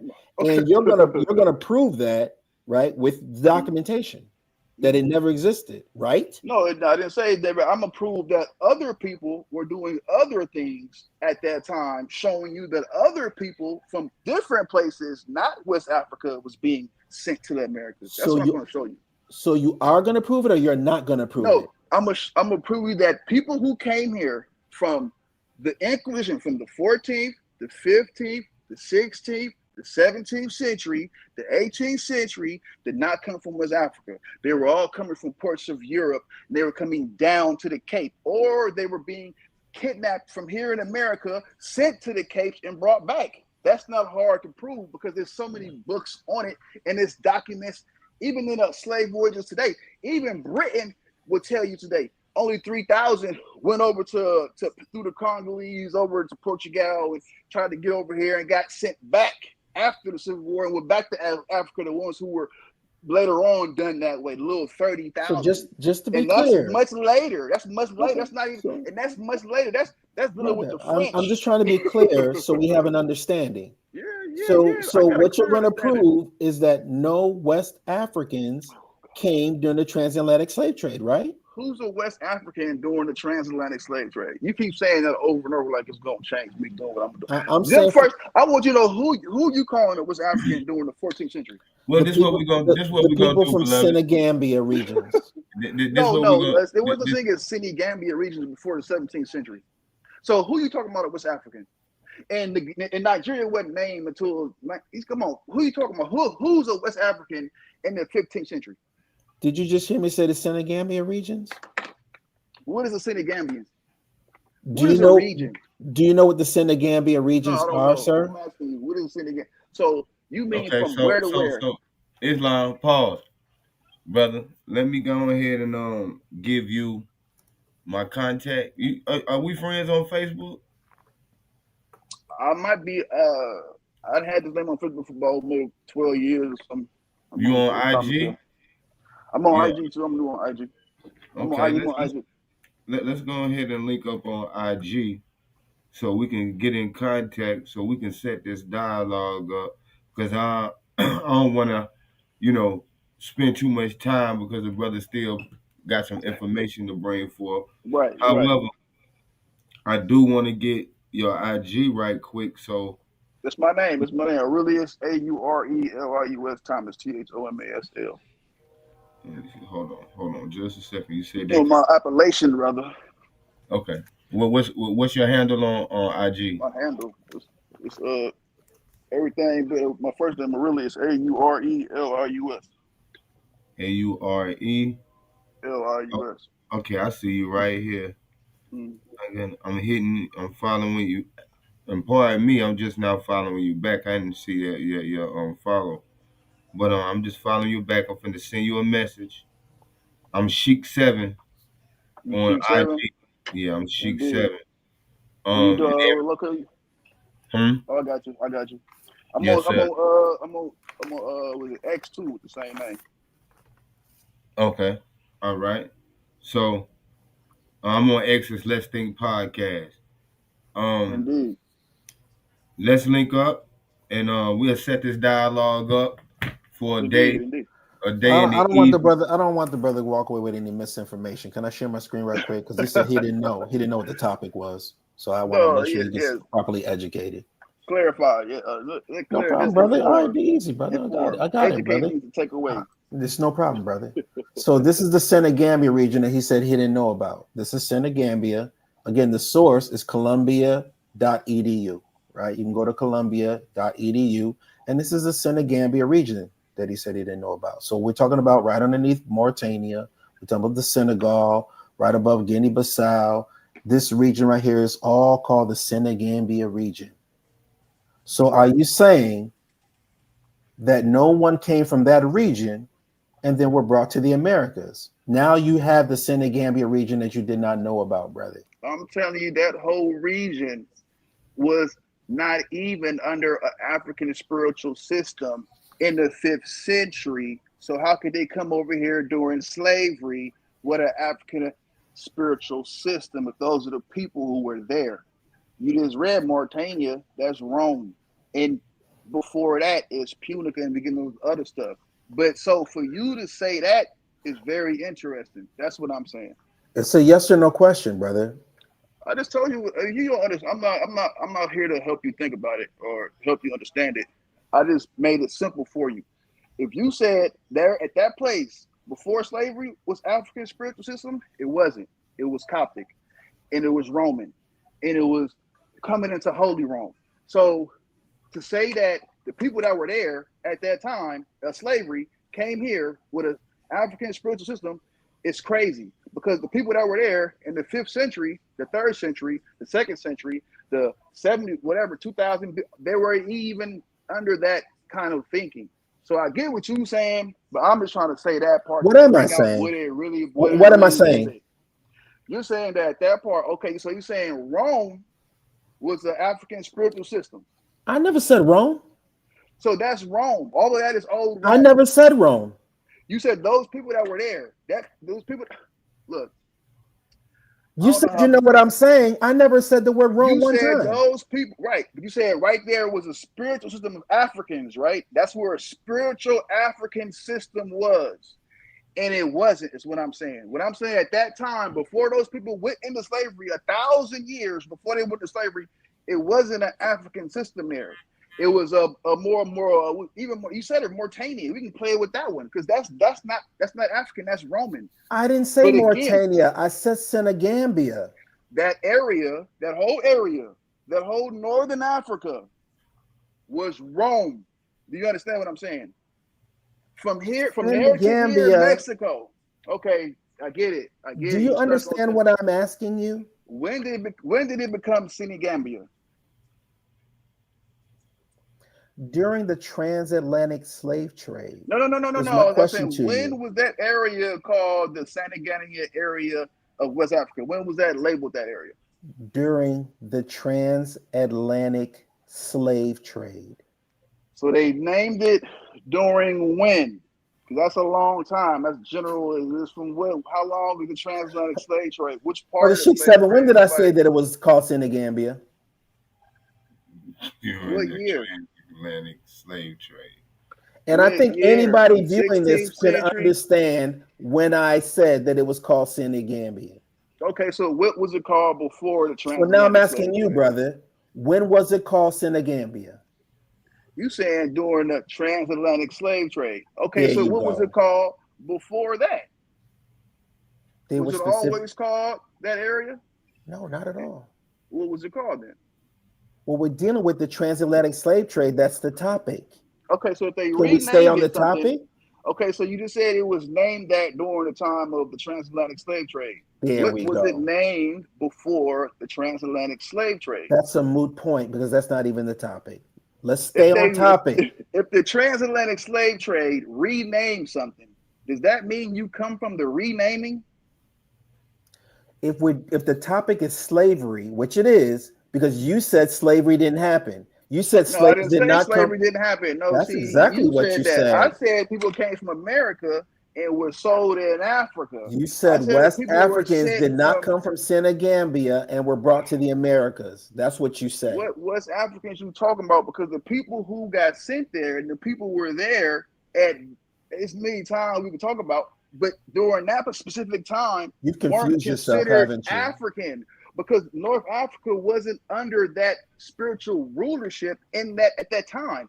If you want to say during the transatlantic slave trade, all of a sudden it's Senegambia, and now all of a sudden this stuff is West African, when it actually has a broader connection, is disingenuous. And to say that it doesn't matter what the name was before the transatlantic slave trade and then try to make these people the prior name Senegambians is dishonorable. And for you to sit here and say that it doesn't matter to even consider what was there before it was reclassified during a transatlantic period is also disingenuous. But I'm just going to say that because that should let you know something right there. And if you can't tell me who's a West African, I don't know who you want me to go look up. But I'm going to show you old Scottish people, Jacobites, Portuguese, Americans, all going there being sent to be sold as slaves. That's what I'm going to show you. I'm not going to show you someone from Africa being sold in Africa and sent to America. That's the farthest truth that you could ever speak on about the topic, because that's not what happened at all. And we need to stop that fake narrative to play some kind of victim. Because when you go into the 100-year war, you go into the century year, the thousands of years we was fighting. You want to sit here and say some wild flea-bitten wild man came and kidnapped us? Are you seriously want to know? I never felt that since I was a youngin', and I grew up on that spirit. And it will never happen because there's something always telling me that. And when you look up those wars, you see who was between. You say the 100-year war between French, Germans, Spanish, that's Moors. Bro, you having a problem staying on topic, bro. No, I got a problem because I moved past your point so long ago, you ain't caught up. Because you still want to prove a point that Africans were sold from West Africa to the Americas, when no one even had the power to do that. Even if you study Napoleon in 1790, who was the first, whatever you want to call him, European Frenchman to fully go that far into Africa, who was going into Africa getting slaves? Who? This name, who? Because you can't prove the British was doing it. You can't prove the Spanish was doing it. When was the Spanish in Africa? You only could prove the Portuguese through Mbazi and Zanga in 1560, but guess what? He got back his 16,000 people and he kicked the Portuguese out. Zanga in 1560, but guess what? He got back. And so from that part of the Congo, that's why the Congo is so heavily threatened, because what Mbazi and Zanga did in the 15th century. So when you look at it that way, and then you say to yourself, okay, so you mean to tell me the Punic Wars is going on in North Africa? You got Mbazi and Zanga going crazy in the 15th century. Then you got Sugar Ma Dumbo in the 1690s, still going. So who's going into Africa? Who has the military might to go into Africa, steal West Africans, take them to the Cape, and send them to the Americas? And who has that agreement with Africa?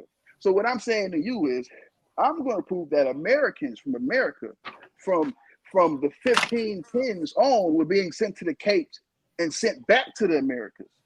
And that's fully documented. And then also from the 15th century on to the 1620s, through the battle with the tides in America, that you see nothing but Dutch, Portuguese, old Scottish, Protestants, that's not fifth generation Catholics, all of these people being sent to West Africa and then sent to the Americas. And then these people come in here, and this is when you get into the Huguenots, and then you get into the Wapping Birds and the Oting Birds, and this is when you get into the Oping Bird thing with Africa, the French again. But those Oping Birds are Moors who didn't want to stay in Florida, who wanted to keep the Hosenberg thing separate. Explain to us how the Tripoli Treaty ties you to the Americas. Okay, so when this whole thing of the American Revolution, right, was getting set up, the United States needed to be recognized independence. So the empire, who was set up through a lot of different jurisdictions, France, Spain, Germany, Amsterdam, these people who were warring with each other, we had to kind of like selective politic aside. And this is where the Sultan allows the United States to become the entity. And this is where you get those agreements set up with North Africa in Libya, what you see today, but there's really more of a major thing happening over here in Americas with the sultans and all this stuff, because now I'm gonna go to that point. When you see that part going on, right, you start to see that this is being set up through the Treaty of Peace and Friendship completely. The Treaty of Paris, the Treaty of Peace and Friendship, the Treaty of Guadalupe, the Hidalgo, the Continental Congress, all these people from setting up that before that, these people was trying to work towards that, because remember Thomas Jefferson, these people who are ambassadors for the empire already. They speaking on behalf of the empire, trying to consolidate a safe place to keep getting money. When you look at it in a different lens, and when you see the Sultan say, okay, this is what we're going to do here, I'm going to send the French to help you. I'm going to also send some of the Germans who don't want to keep going with the Catholics are doing. And then he said the other people who were kind of like falling off into what we're doing here in Mexico, but they're also holding down over there in West Africa, what we know today is, Spain and Libya and Benin and West Africa, we call today Mauritania, Morocco. These places were not only what was considered the jurisdiction of the empire, because at that time, the population of the empire was with the people who were officials of the empire, anybody who was being taxed or doing business for the empire. This is how they showed the jurisdiction. So when you see the population of the Moroccan Empire, you see it consists of the people who are doing business, who are being taxed, gain protections under. And this is where the treaty. So are you saying that's an indigenous treaty? It's yeah, of course. It's you can definitely say that. The treaty of which one? Oh wait, the treaty of. You said the Treaty of Tripoli. No. I didn't say it's indigenous. I didn't say it was indigenous. But I asked what treaty ties you to this land, brother.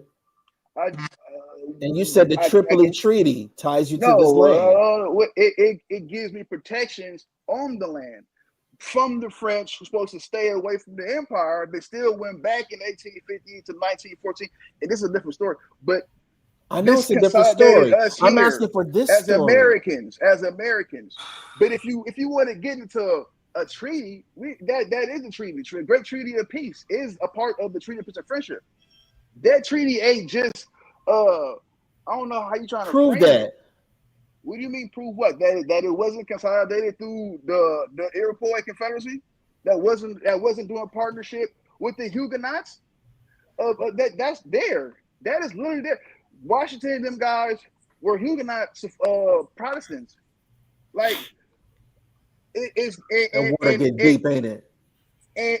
And to make it seem like Europe and America is separate, that's also disingenuous, because that wasn't separate. When you look into the kings of Spain and La Florida, but that's another conversation.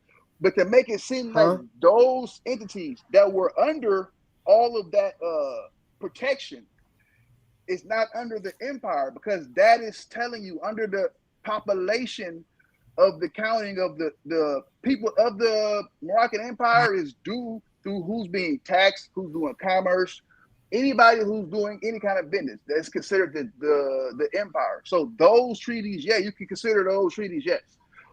And before that, it's just going into biblical stuff, and you want to get into all that. But if you want to get into those specific treaties, I don't see anything else to say, because that is pretty much going to consolidate back into the Constitution.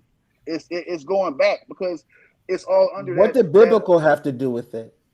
We'll be getting into the heirs of the land, because when you start to trace back, when you get into what we call Jacob's crown and what heired the land, and people think that it started in Europe when it didn't.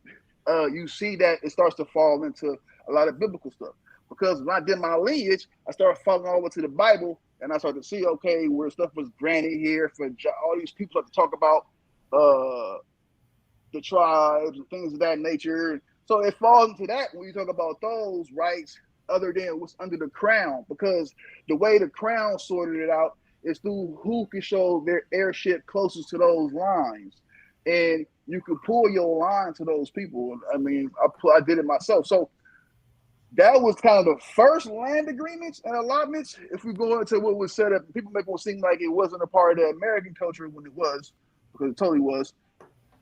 And the part that the treaty that ties me here is that, and I'm not going to step off that square that, because it's still and always will be. Because in that also treaty, it gives me citizenship as an American here and liberties and what that for all of us. And so to act like it doesn't, it's kind of disingenuous again. Islam to the Moors. Islam. Hold on. Now, I want you to know something. I've been sitting and I've been listening, and you've made a lot of claims, and this is going to be a very interesting dialogue when y'all get on camera. You know, it's going to be very interesting.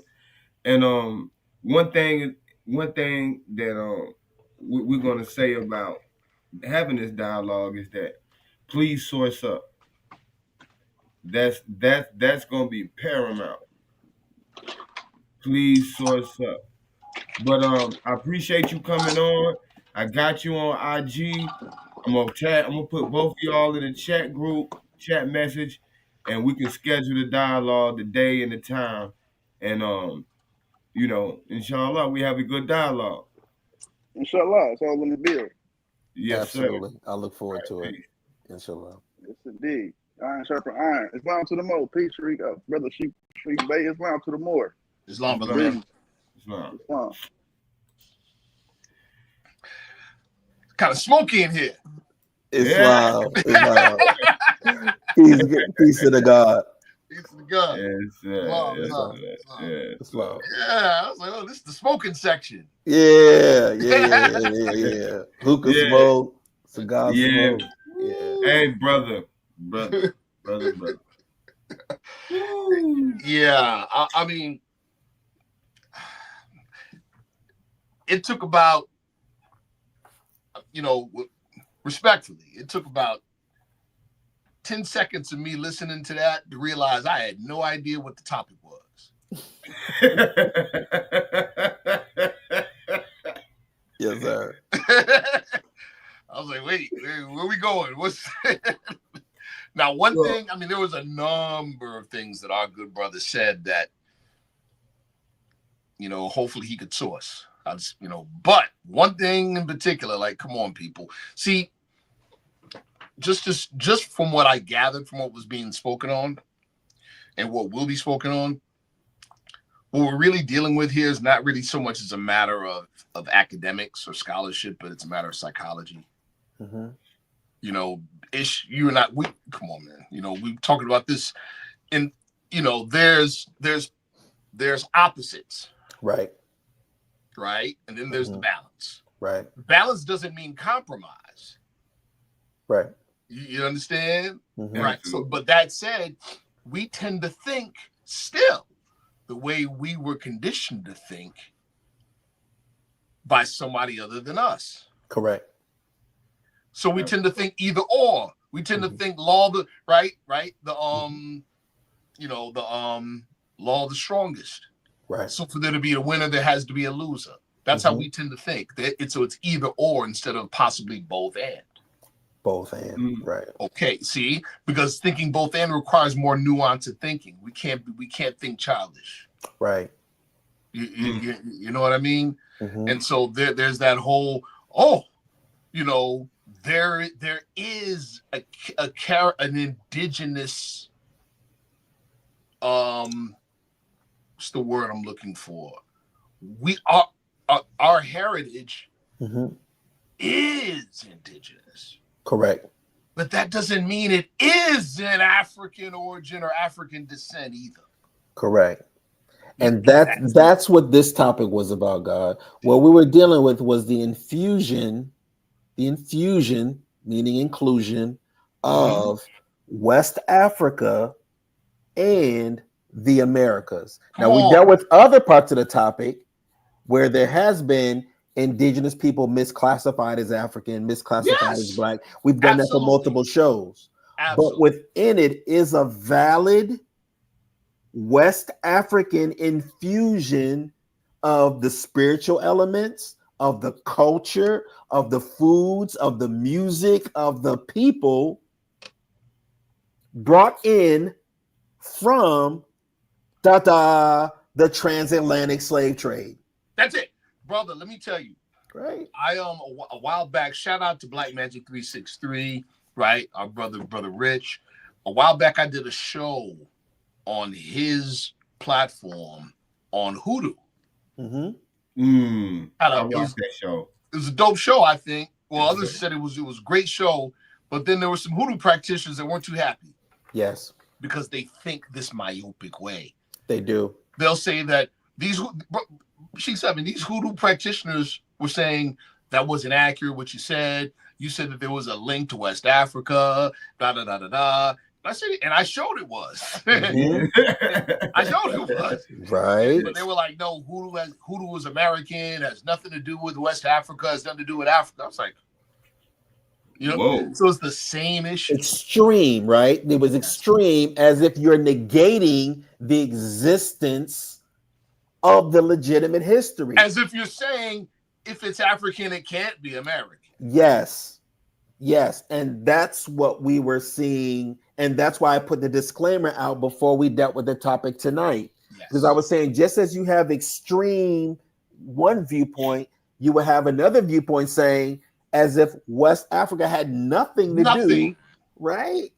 Isn't we dealt with Pio Pico, we dealt with the Moorish element, we dealt with all of the history. We dealt with genetics, we dealt with the genetic history, right? And we pulled up the data. Dr. Klein Winters. Right. We pulled up the data where we were able to analyze the part of the history, the rich and the beautiful history of it, right?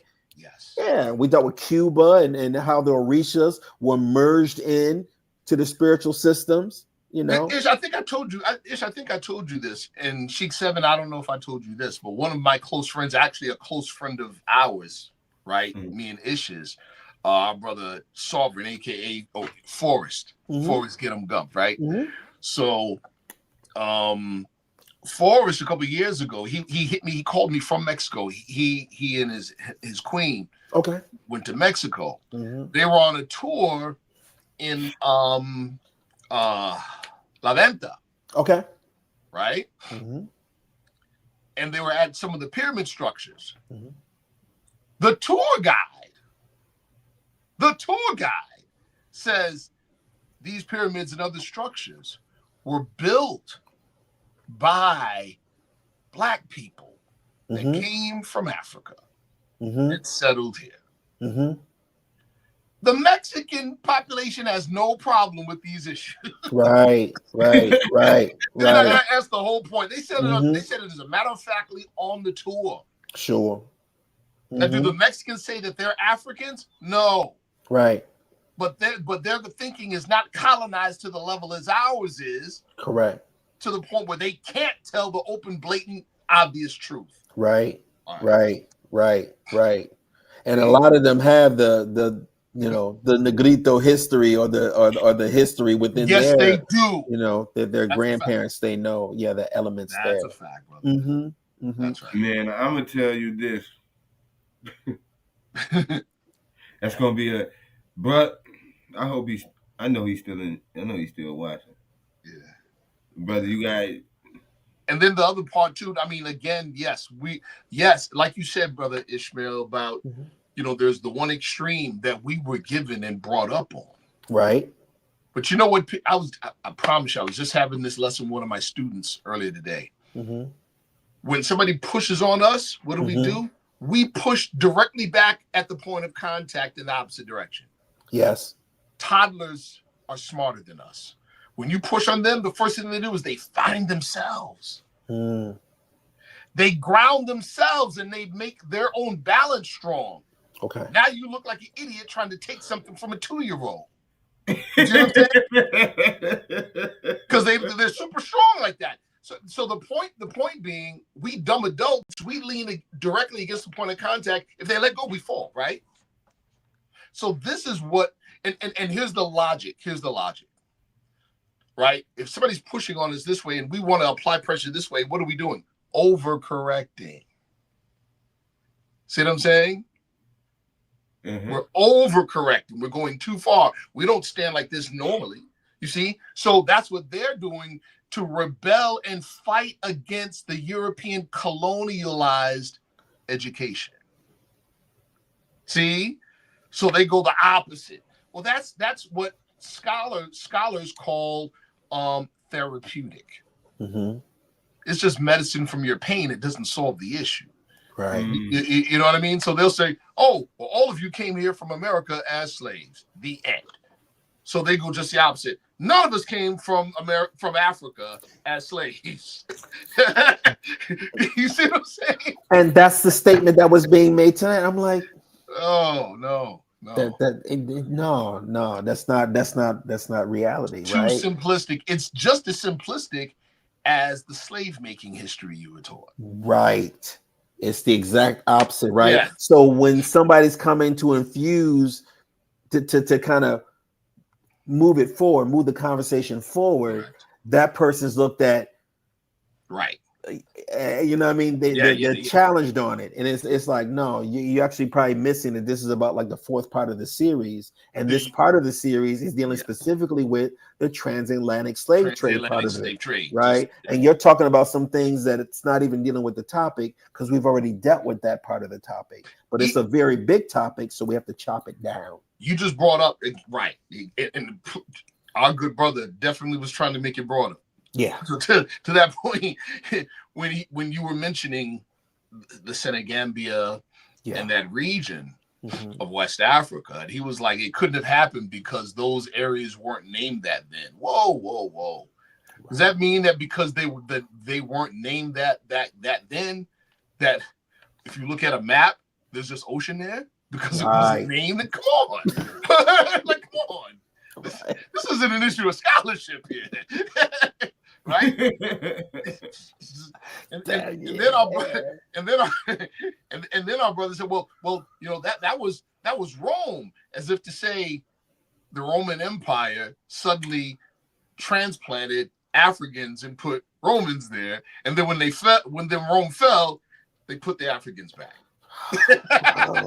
Bro, the conversation was like, it was different, right?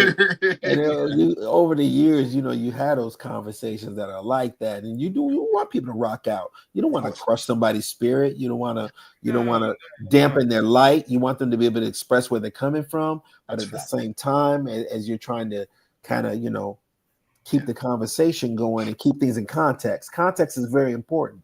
Yes. Right? Yeah. And when somebody's like, hey, hold out, and you got to reel it back in. Yeah. And see, that's dope that you said it that way, brother, because that's being brotherly. That's not looking down on your brother. That's not ridiculing or making fun of him. Right. You know what I'm saying? Right. But to be corrective with that shows love. It's like, look, bro, that's and I mean the amount and variety of topics that he could just come off the head with and speak to. Man, that shows brilliant. It's impressive, right? It's impressive. You know what I'm saying? Correct. But what do we want? We don't want a broad flashlight. We want a laser. Yes. You yes. See? So it's like if you have the coconut here, and the goal is what? Smash coconut. No, you're going to hit in sheetrock. It's brother. No. Look, this is the goal. This is what. That's a fact. That's right. And I was just going to say pulling things off the wall. Right. Yeah. I was just going to say that the amount of information that brother holds in his head. Yeah. Is amazing. So you want to harness the energy. You want to harness the energy, but you want to focus the energy, right? That's how you're able to channel. That's how you're effective. Yes. That's that's what the people need. The people need that brilliance, but we need it to be directed in the proper context, right? There you go. Right. Absolutely. Right. Yeah. Absolutely. Man, that dialogue, the dialogue is definitely going to be, a good one. Because I'm going to tell you one thing. If he sources up the way, if he brings his receipts, the way he was coming off the top of his head. With the topics. and we can stay on Yeah. in the area, in the ring, Sure. Yeah. bro, we're gonna have a great topic. And quite honestly, in these type of settings, you're gonna have to stay on topic. You know what I'm Yeah. saying? Because Yeah. one's not gonna allow you to stray. That's the So beauty. That's the beauty of debate, right? I want to, Debate puts a structure in place. This is the man, listen, topic, X, Y, and Z. listen, Mhm. Ish can tell you, right? We have a long history, right? Mhm. And you think we agreed on Right, everything? right, yo, hey, right, yo. right, right. Hey, yo, and y'all two strong-headed brothers when it Yes, comes sir. to information. Correct. So I can only imagine Mhm. how those conversations went. Mhm. But when you can see the difference between, okay, you got maybe strong-headedness here or pride there, or just a similar Experience, spirit, right? similar spirit that likes to get to it, right? Yep. But, Mhm. but when you can see that Mhm. and then see the person behind it, Mhm. you know what I'm saying, and get to know the person, bro. Right. Mhm. Yeah, and without a fall, a soldier never knows his strength, and thought must be developed by the exercise of strength. Right? In the skill of in the school of astrology, the first interpersonal house is the 7th house, and that's the house of, listen to this, soulmates and open enemies. Got it. Got it. Mm. Mhm. Got it.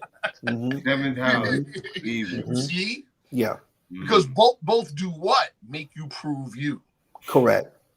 Correct. You know what I mean? Yeah. And yeah. that come on, we all went through it, right? Yeah. Even when some of the people you had it with the worst became your closest friends. Right. Yeah. That resistance. Resistance is what builds up muscle, right? The resistance. Yeah. Yeah. And then when it's mutual, then there's the respect.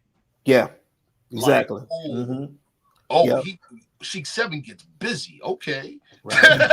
You know what I'm saying? And that's why you engage in a type of combat with the right spirit. You got to walk in not disingenuous, but you're able to see, you're equal in that resistance. You'll respect it. Like, whoa, yeah, I like that shot right there. That was a good one. Like you can respect, yeah, mm-hmm. Yeah, yes, man. Hey, when is this thing scheduled? See, we're gonna schedule it. We're gonna probably get in the chat here in a few or tomorrow, inshallah. Yeah, we'll set it up for sure. I'll avail myself anytime. It's no problem. Yeah. I don't know if I don't think he's in the chat, but he just shot me a text and say peace. Billy Carson says peace. Tell him I said peace. Yeah, definitely peace to the brother. Peace. Tell the brother I said peace. Yeah. Hey man. Sure. Hey man. I gotta get Billy on here, man. See if we can do it. See if we can get him. You can see if he can see. I don't care if he come through just to say peace. Hey, how you doing? You know what I'm saying? Yeah. See our brother, man. It's good, man. I heard his story about his health journey, and that was very inspirational, man.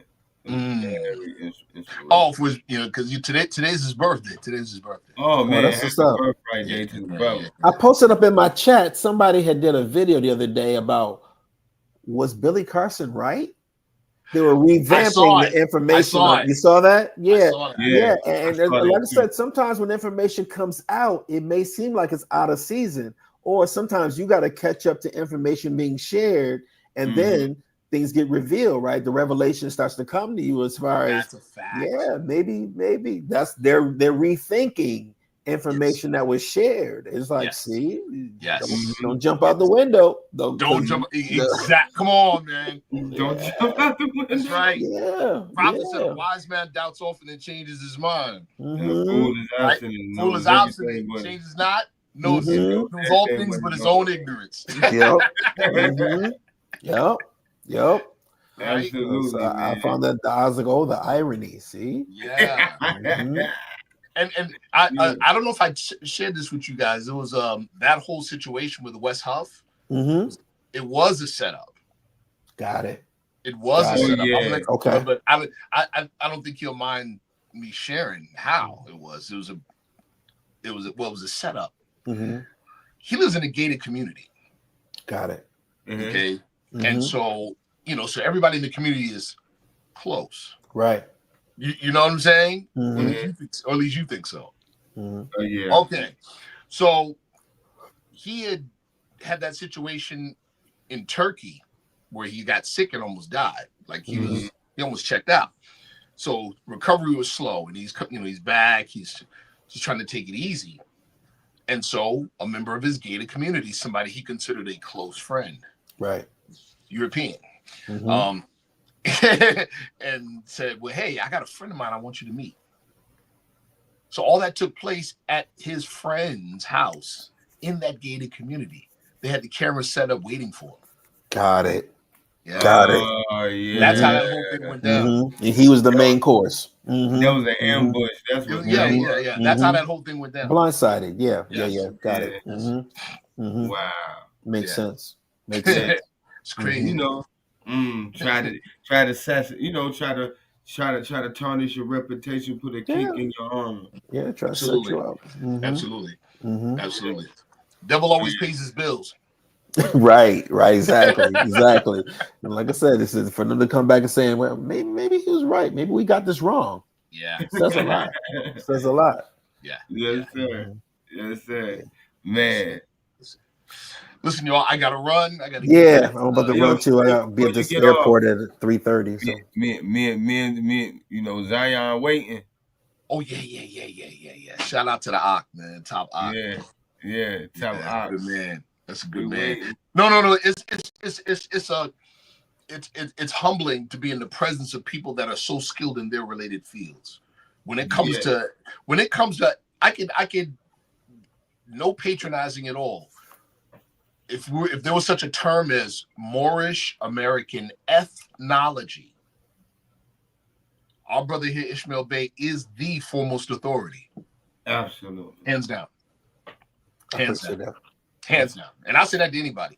Mm-hmm. When it comes to, if there was such a thing as Moorish American ethnology, he's that guy. Period. And we got your brother. We got brother Narayan L coming next week on Tuesday. Now, when it comes to very close, he's on his way. Yes, when it comes to the Moorish Mexican connection, brother Narayan L is that.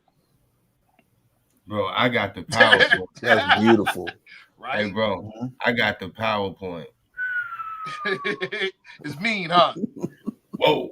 Yeah. It's mean. Whoa, it's like that. Beautiful. It's like that. Listen, when it comes to the Hebrew Israelite perspective, Zion Lex. I concur. You know what I'm saying? Yeah. Mm-hmm. Yeah. Mm-hmm. And I'm gonna tell you what is. I think I told Sharif this. Mm-hmm. Your style and Zion's style remind me a lot alike. You're like Understood. So Understood. simple. Yeah. You know, Yeah. I admire his work. Absolutely. Yeah, Good I'm brother. talking about the cool, calm, collective, meticulous. You know what I'm saying? Absolutely. I really, man. And that's what makes y'all dialogue and the way y'all dialogue and converse so powerful. You know what I'm saying? Right. So powerful, bro. And one thing I want people to know too, man, when you're a speaker, it's a science to speaking. It is. You know what It's I'm saying? communication. Yeah. And yourself, Brother Sharif, brother like Brother Zion, you know, Khalil Ali Allah, who's been on here. You know, a lot of the guests have been on and mostly all of the guests who've been on Let's Think podcast. They possess that skill. Yeah. And it's a science to that though. It's a gift and it's a science. So you know, everybody doesn't have that gift, you know. When you know people's skill set, it's easy to defer to your sister or your brother when you know that when they have a specific skill set. That's fact. When back in the days when somebody needed to step up for Reggie, and I wasn't accepted, it's easy to defer to somebody more qualified than I who can deal with this specific topic. Because if somebody had to do it, I'm gonna do it. No doubt. But if it's somebody who's from the more science temple that needs to do it, because that's who needed to do it. Right. And if nobody else going to step up, I would do it by default. No But doubt. if somebody from the more science temple perspective needed to do doubt. it's easy to defer to make sure that an expert will be able to do his work, because that's who I would defer to. Right. Absolutely. I would say this person represents in this environment better than anybody, hands down. He knows when to squabble. He knows when to be professional. He has the knowledge to do it, and he has the skill set to do it. Right. And if I needed to deal with somebody dealing with the African element of Islam, it's easy to defer to an expert who has that skill set from an Islamic point of view to say, "Oh, this guy, can do that," right? Easy to do that when you identify the greatness. Yeah. I know one thing. Hey, I may not be the speaker, you know what I'm saying? And I may not even be the researcher that y'all are, but I know how to spot it. You know what I'm saying? Exactly. Yeah. And that's why, if you notice, you know, if you look at Let's Think Podcast and you pay attention to the videos, that's exactly what's exemplified on Let's Think Podcast. Yes. I bring whom I know or think or feel confident with being authorities on certain, perspectives or certain, topics. Quantum physics and bioenergetics. Of course, that's Sharif. You know what I'm saying? Metaphysics and that's Sharif. When it comes older to brother Shamil. Yeah, Ishmael, absolutely. And then, when it comes to the teachings of the most honorable Elijah Muhammad, I definitely go get Khalil. You know what I'm saying? Exactly. Even yourself, Ishmael, you're sharp in that area as well. Yeah. Even you, Sharif. It's lived experience. Yeah. You created a platform. It's like there's a brother back for What's Mine. It's like this too. You created a watering hole, right? When you're in the Serengeti and that watering hole is there, zebras will be next to a lion, and a lion will be next to a rhino, because everybody's at the watering hole and they're all feeding. And then once they get their fill, the gazelle better start running, right? But you created a watering hole where various schools of thought can come and drink. That's right. Metaphorically, right? Yo, Ish. I'm about to tell our age. When you said it, I'm going to tell you the image that popped up in my head. Yeah. The image that popped in my head is the old Warner Brothers cartoons of Wile E. Coyote and the dog. The sheepdog. The sheep with the clock. Yeah. I guess I guess I told my age too, and I'm the youngest one in the room. You know what I'm talking about. The lunch box and everything. The lunch. Hey, Sam. The dog be ready to punch son out, and the horn like, it'd be like they drop, they go eat lunch together. Go walk back. Share coffee. It's crazy. But that's what you created. You created that watering hole where people come and drink freely. It's with a good spirit, right? Absolutely. And then we sit there and we can, and it's the masses that benefit from that, right? Ish, I need you to bring a sister from the First Tribe community up here. For sure. Yeah, I can do that. Y'all brothers bring so much of that, up here we need to balance some of this. You know what I'm saying?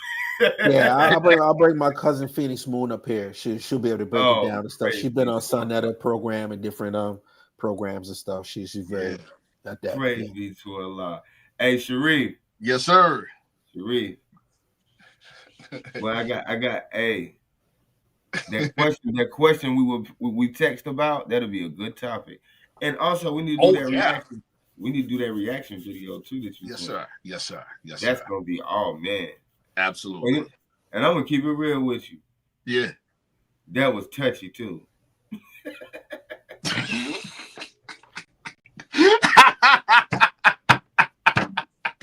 You know what? I'm out of here. I love you, brothers, man. Love you, brother. Thank you so much, Rashid. All right. Peace and blessings. Man, that's always good to see the brother, man. Always good to see the brother for sure. For sure. Hey, listen, brother. Yes, sir, brother. Listen. First and foremost, to our brother who came up on camera, man, I honor you. Yeah, honor praise the brother. for the dialogue and sharing what you've acquired. You know, of course, we're always going to be brothers in here and agree to disagree, and then we're going to disagree, and we're going to hash it out too. For sure. You know, and but I anticipate this dialogue. We're gonna structure it. We're gonna make sure it's respectful. We're gonna make sure it's civilized. We're gonna make sure it's intelligent. And you know,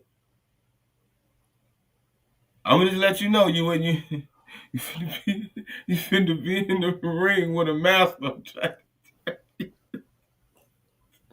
We look forward to the engagement. Yeah, I look forward to it. Hey, but I'm gonna tell you one thing. That brother, like I say, if he bring the documentation along with that spirit he has, that's right. Hey man, somebody gonna learn something. That's correct. You know what I mean? Somebody's gonna learn something. And I already got a topic for our next show. Excellent. This show right here. But it's already on first try. Okay. Already. Cool. Excellent. But I know you always got that's why I love your demonstrations. You'll come from the page, but then still take it here, there. Oh man, beautiful work. Yeah. Appreciate beautiful it. Work. Everybody in the chat, please hit the like button. Please hit the like button. Thomas Hale, I truly appreciate you, brother. And you know what I do enjoy? I do enjoy looking at different perspectives. I do enjoy it because it makes me it challenges my thinking. You know, it makes me, place my thoughts in the proper perspective. You know what I mean? So, I appreciate you, and I'm pretty sure Ish appreciates you, and we're gonna get that dialogue in, brother, man, and yeah, man, I'm excited for it. So we'll get in on Instagram shortly. I don't know if our brother froze up again. Yeah, it seems like he froze. I don't know what's going on with the weather or something. But yeah, everybody hit the like button for me. Self-elevation, peace, God. Who else in the chat?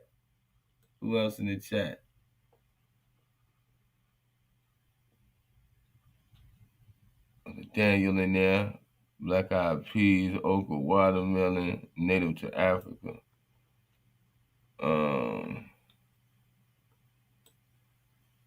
I appreciate everybody who participated. Melanin Man, peace. Brother A, I don't know who that is with the A, man. We don't need to do that, man. No. Oluwaṣe, peace.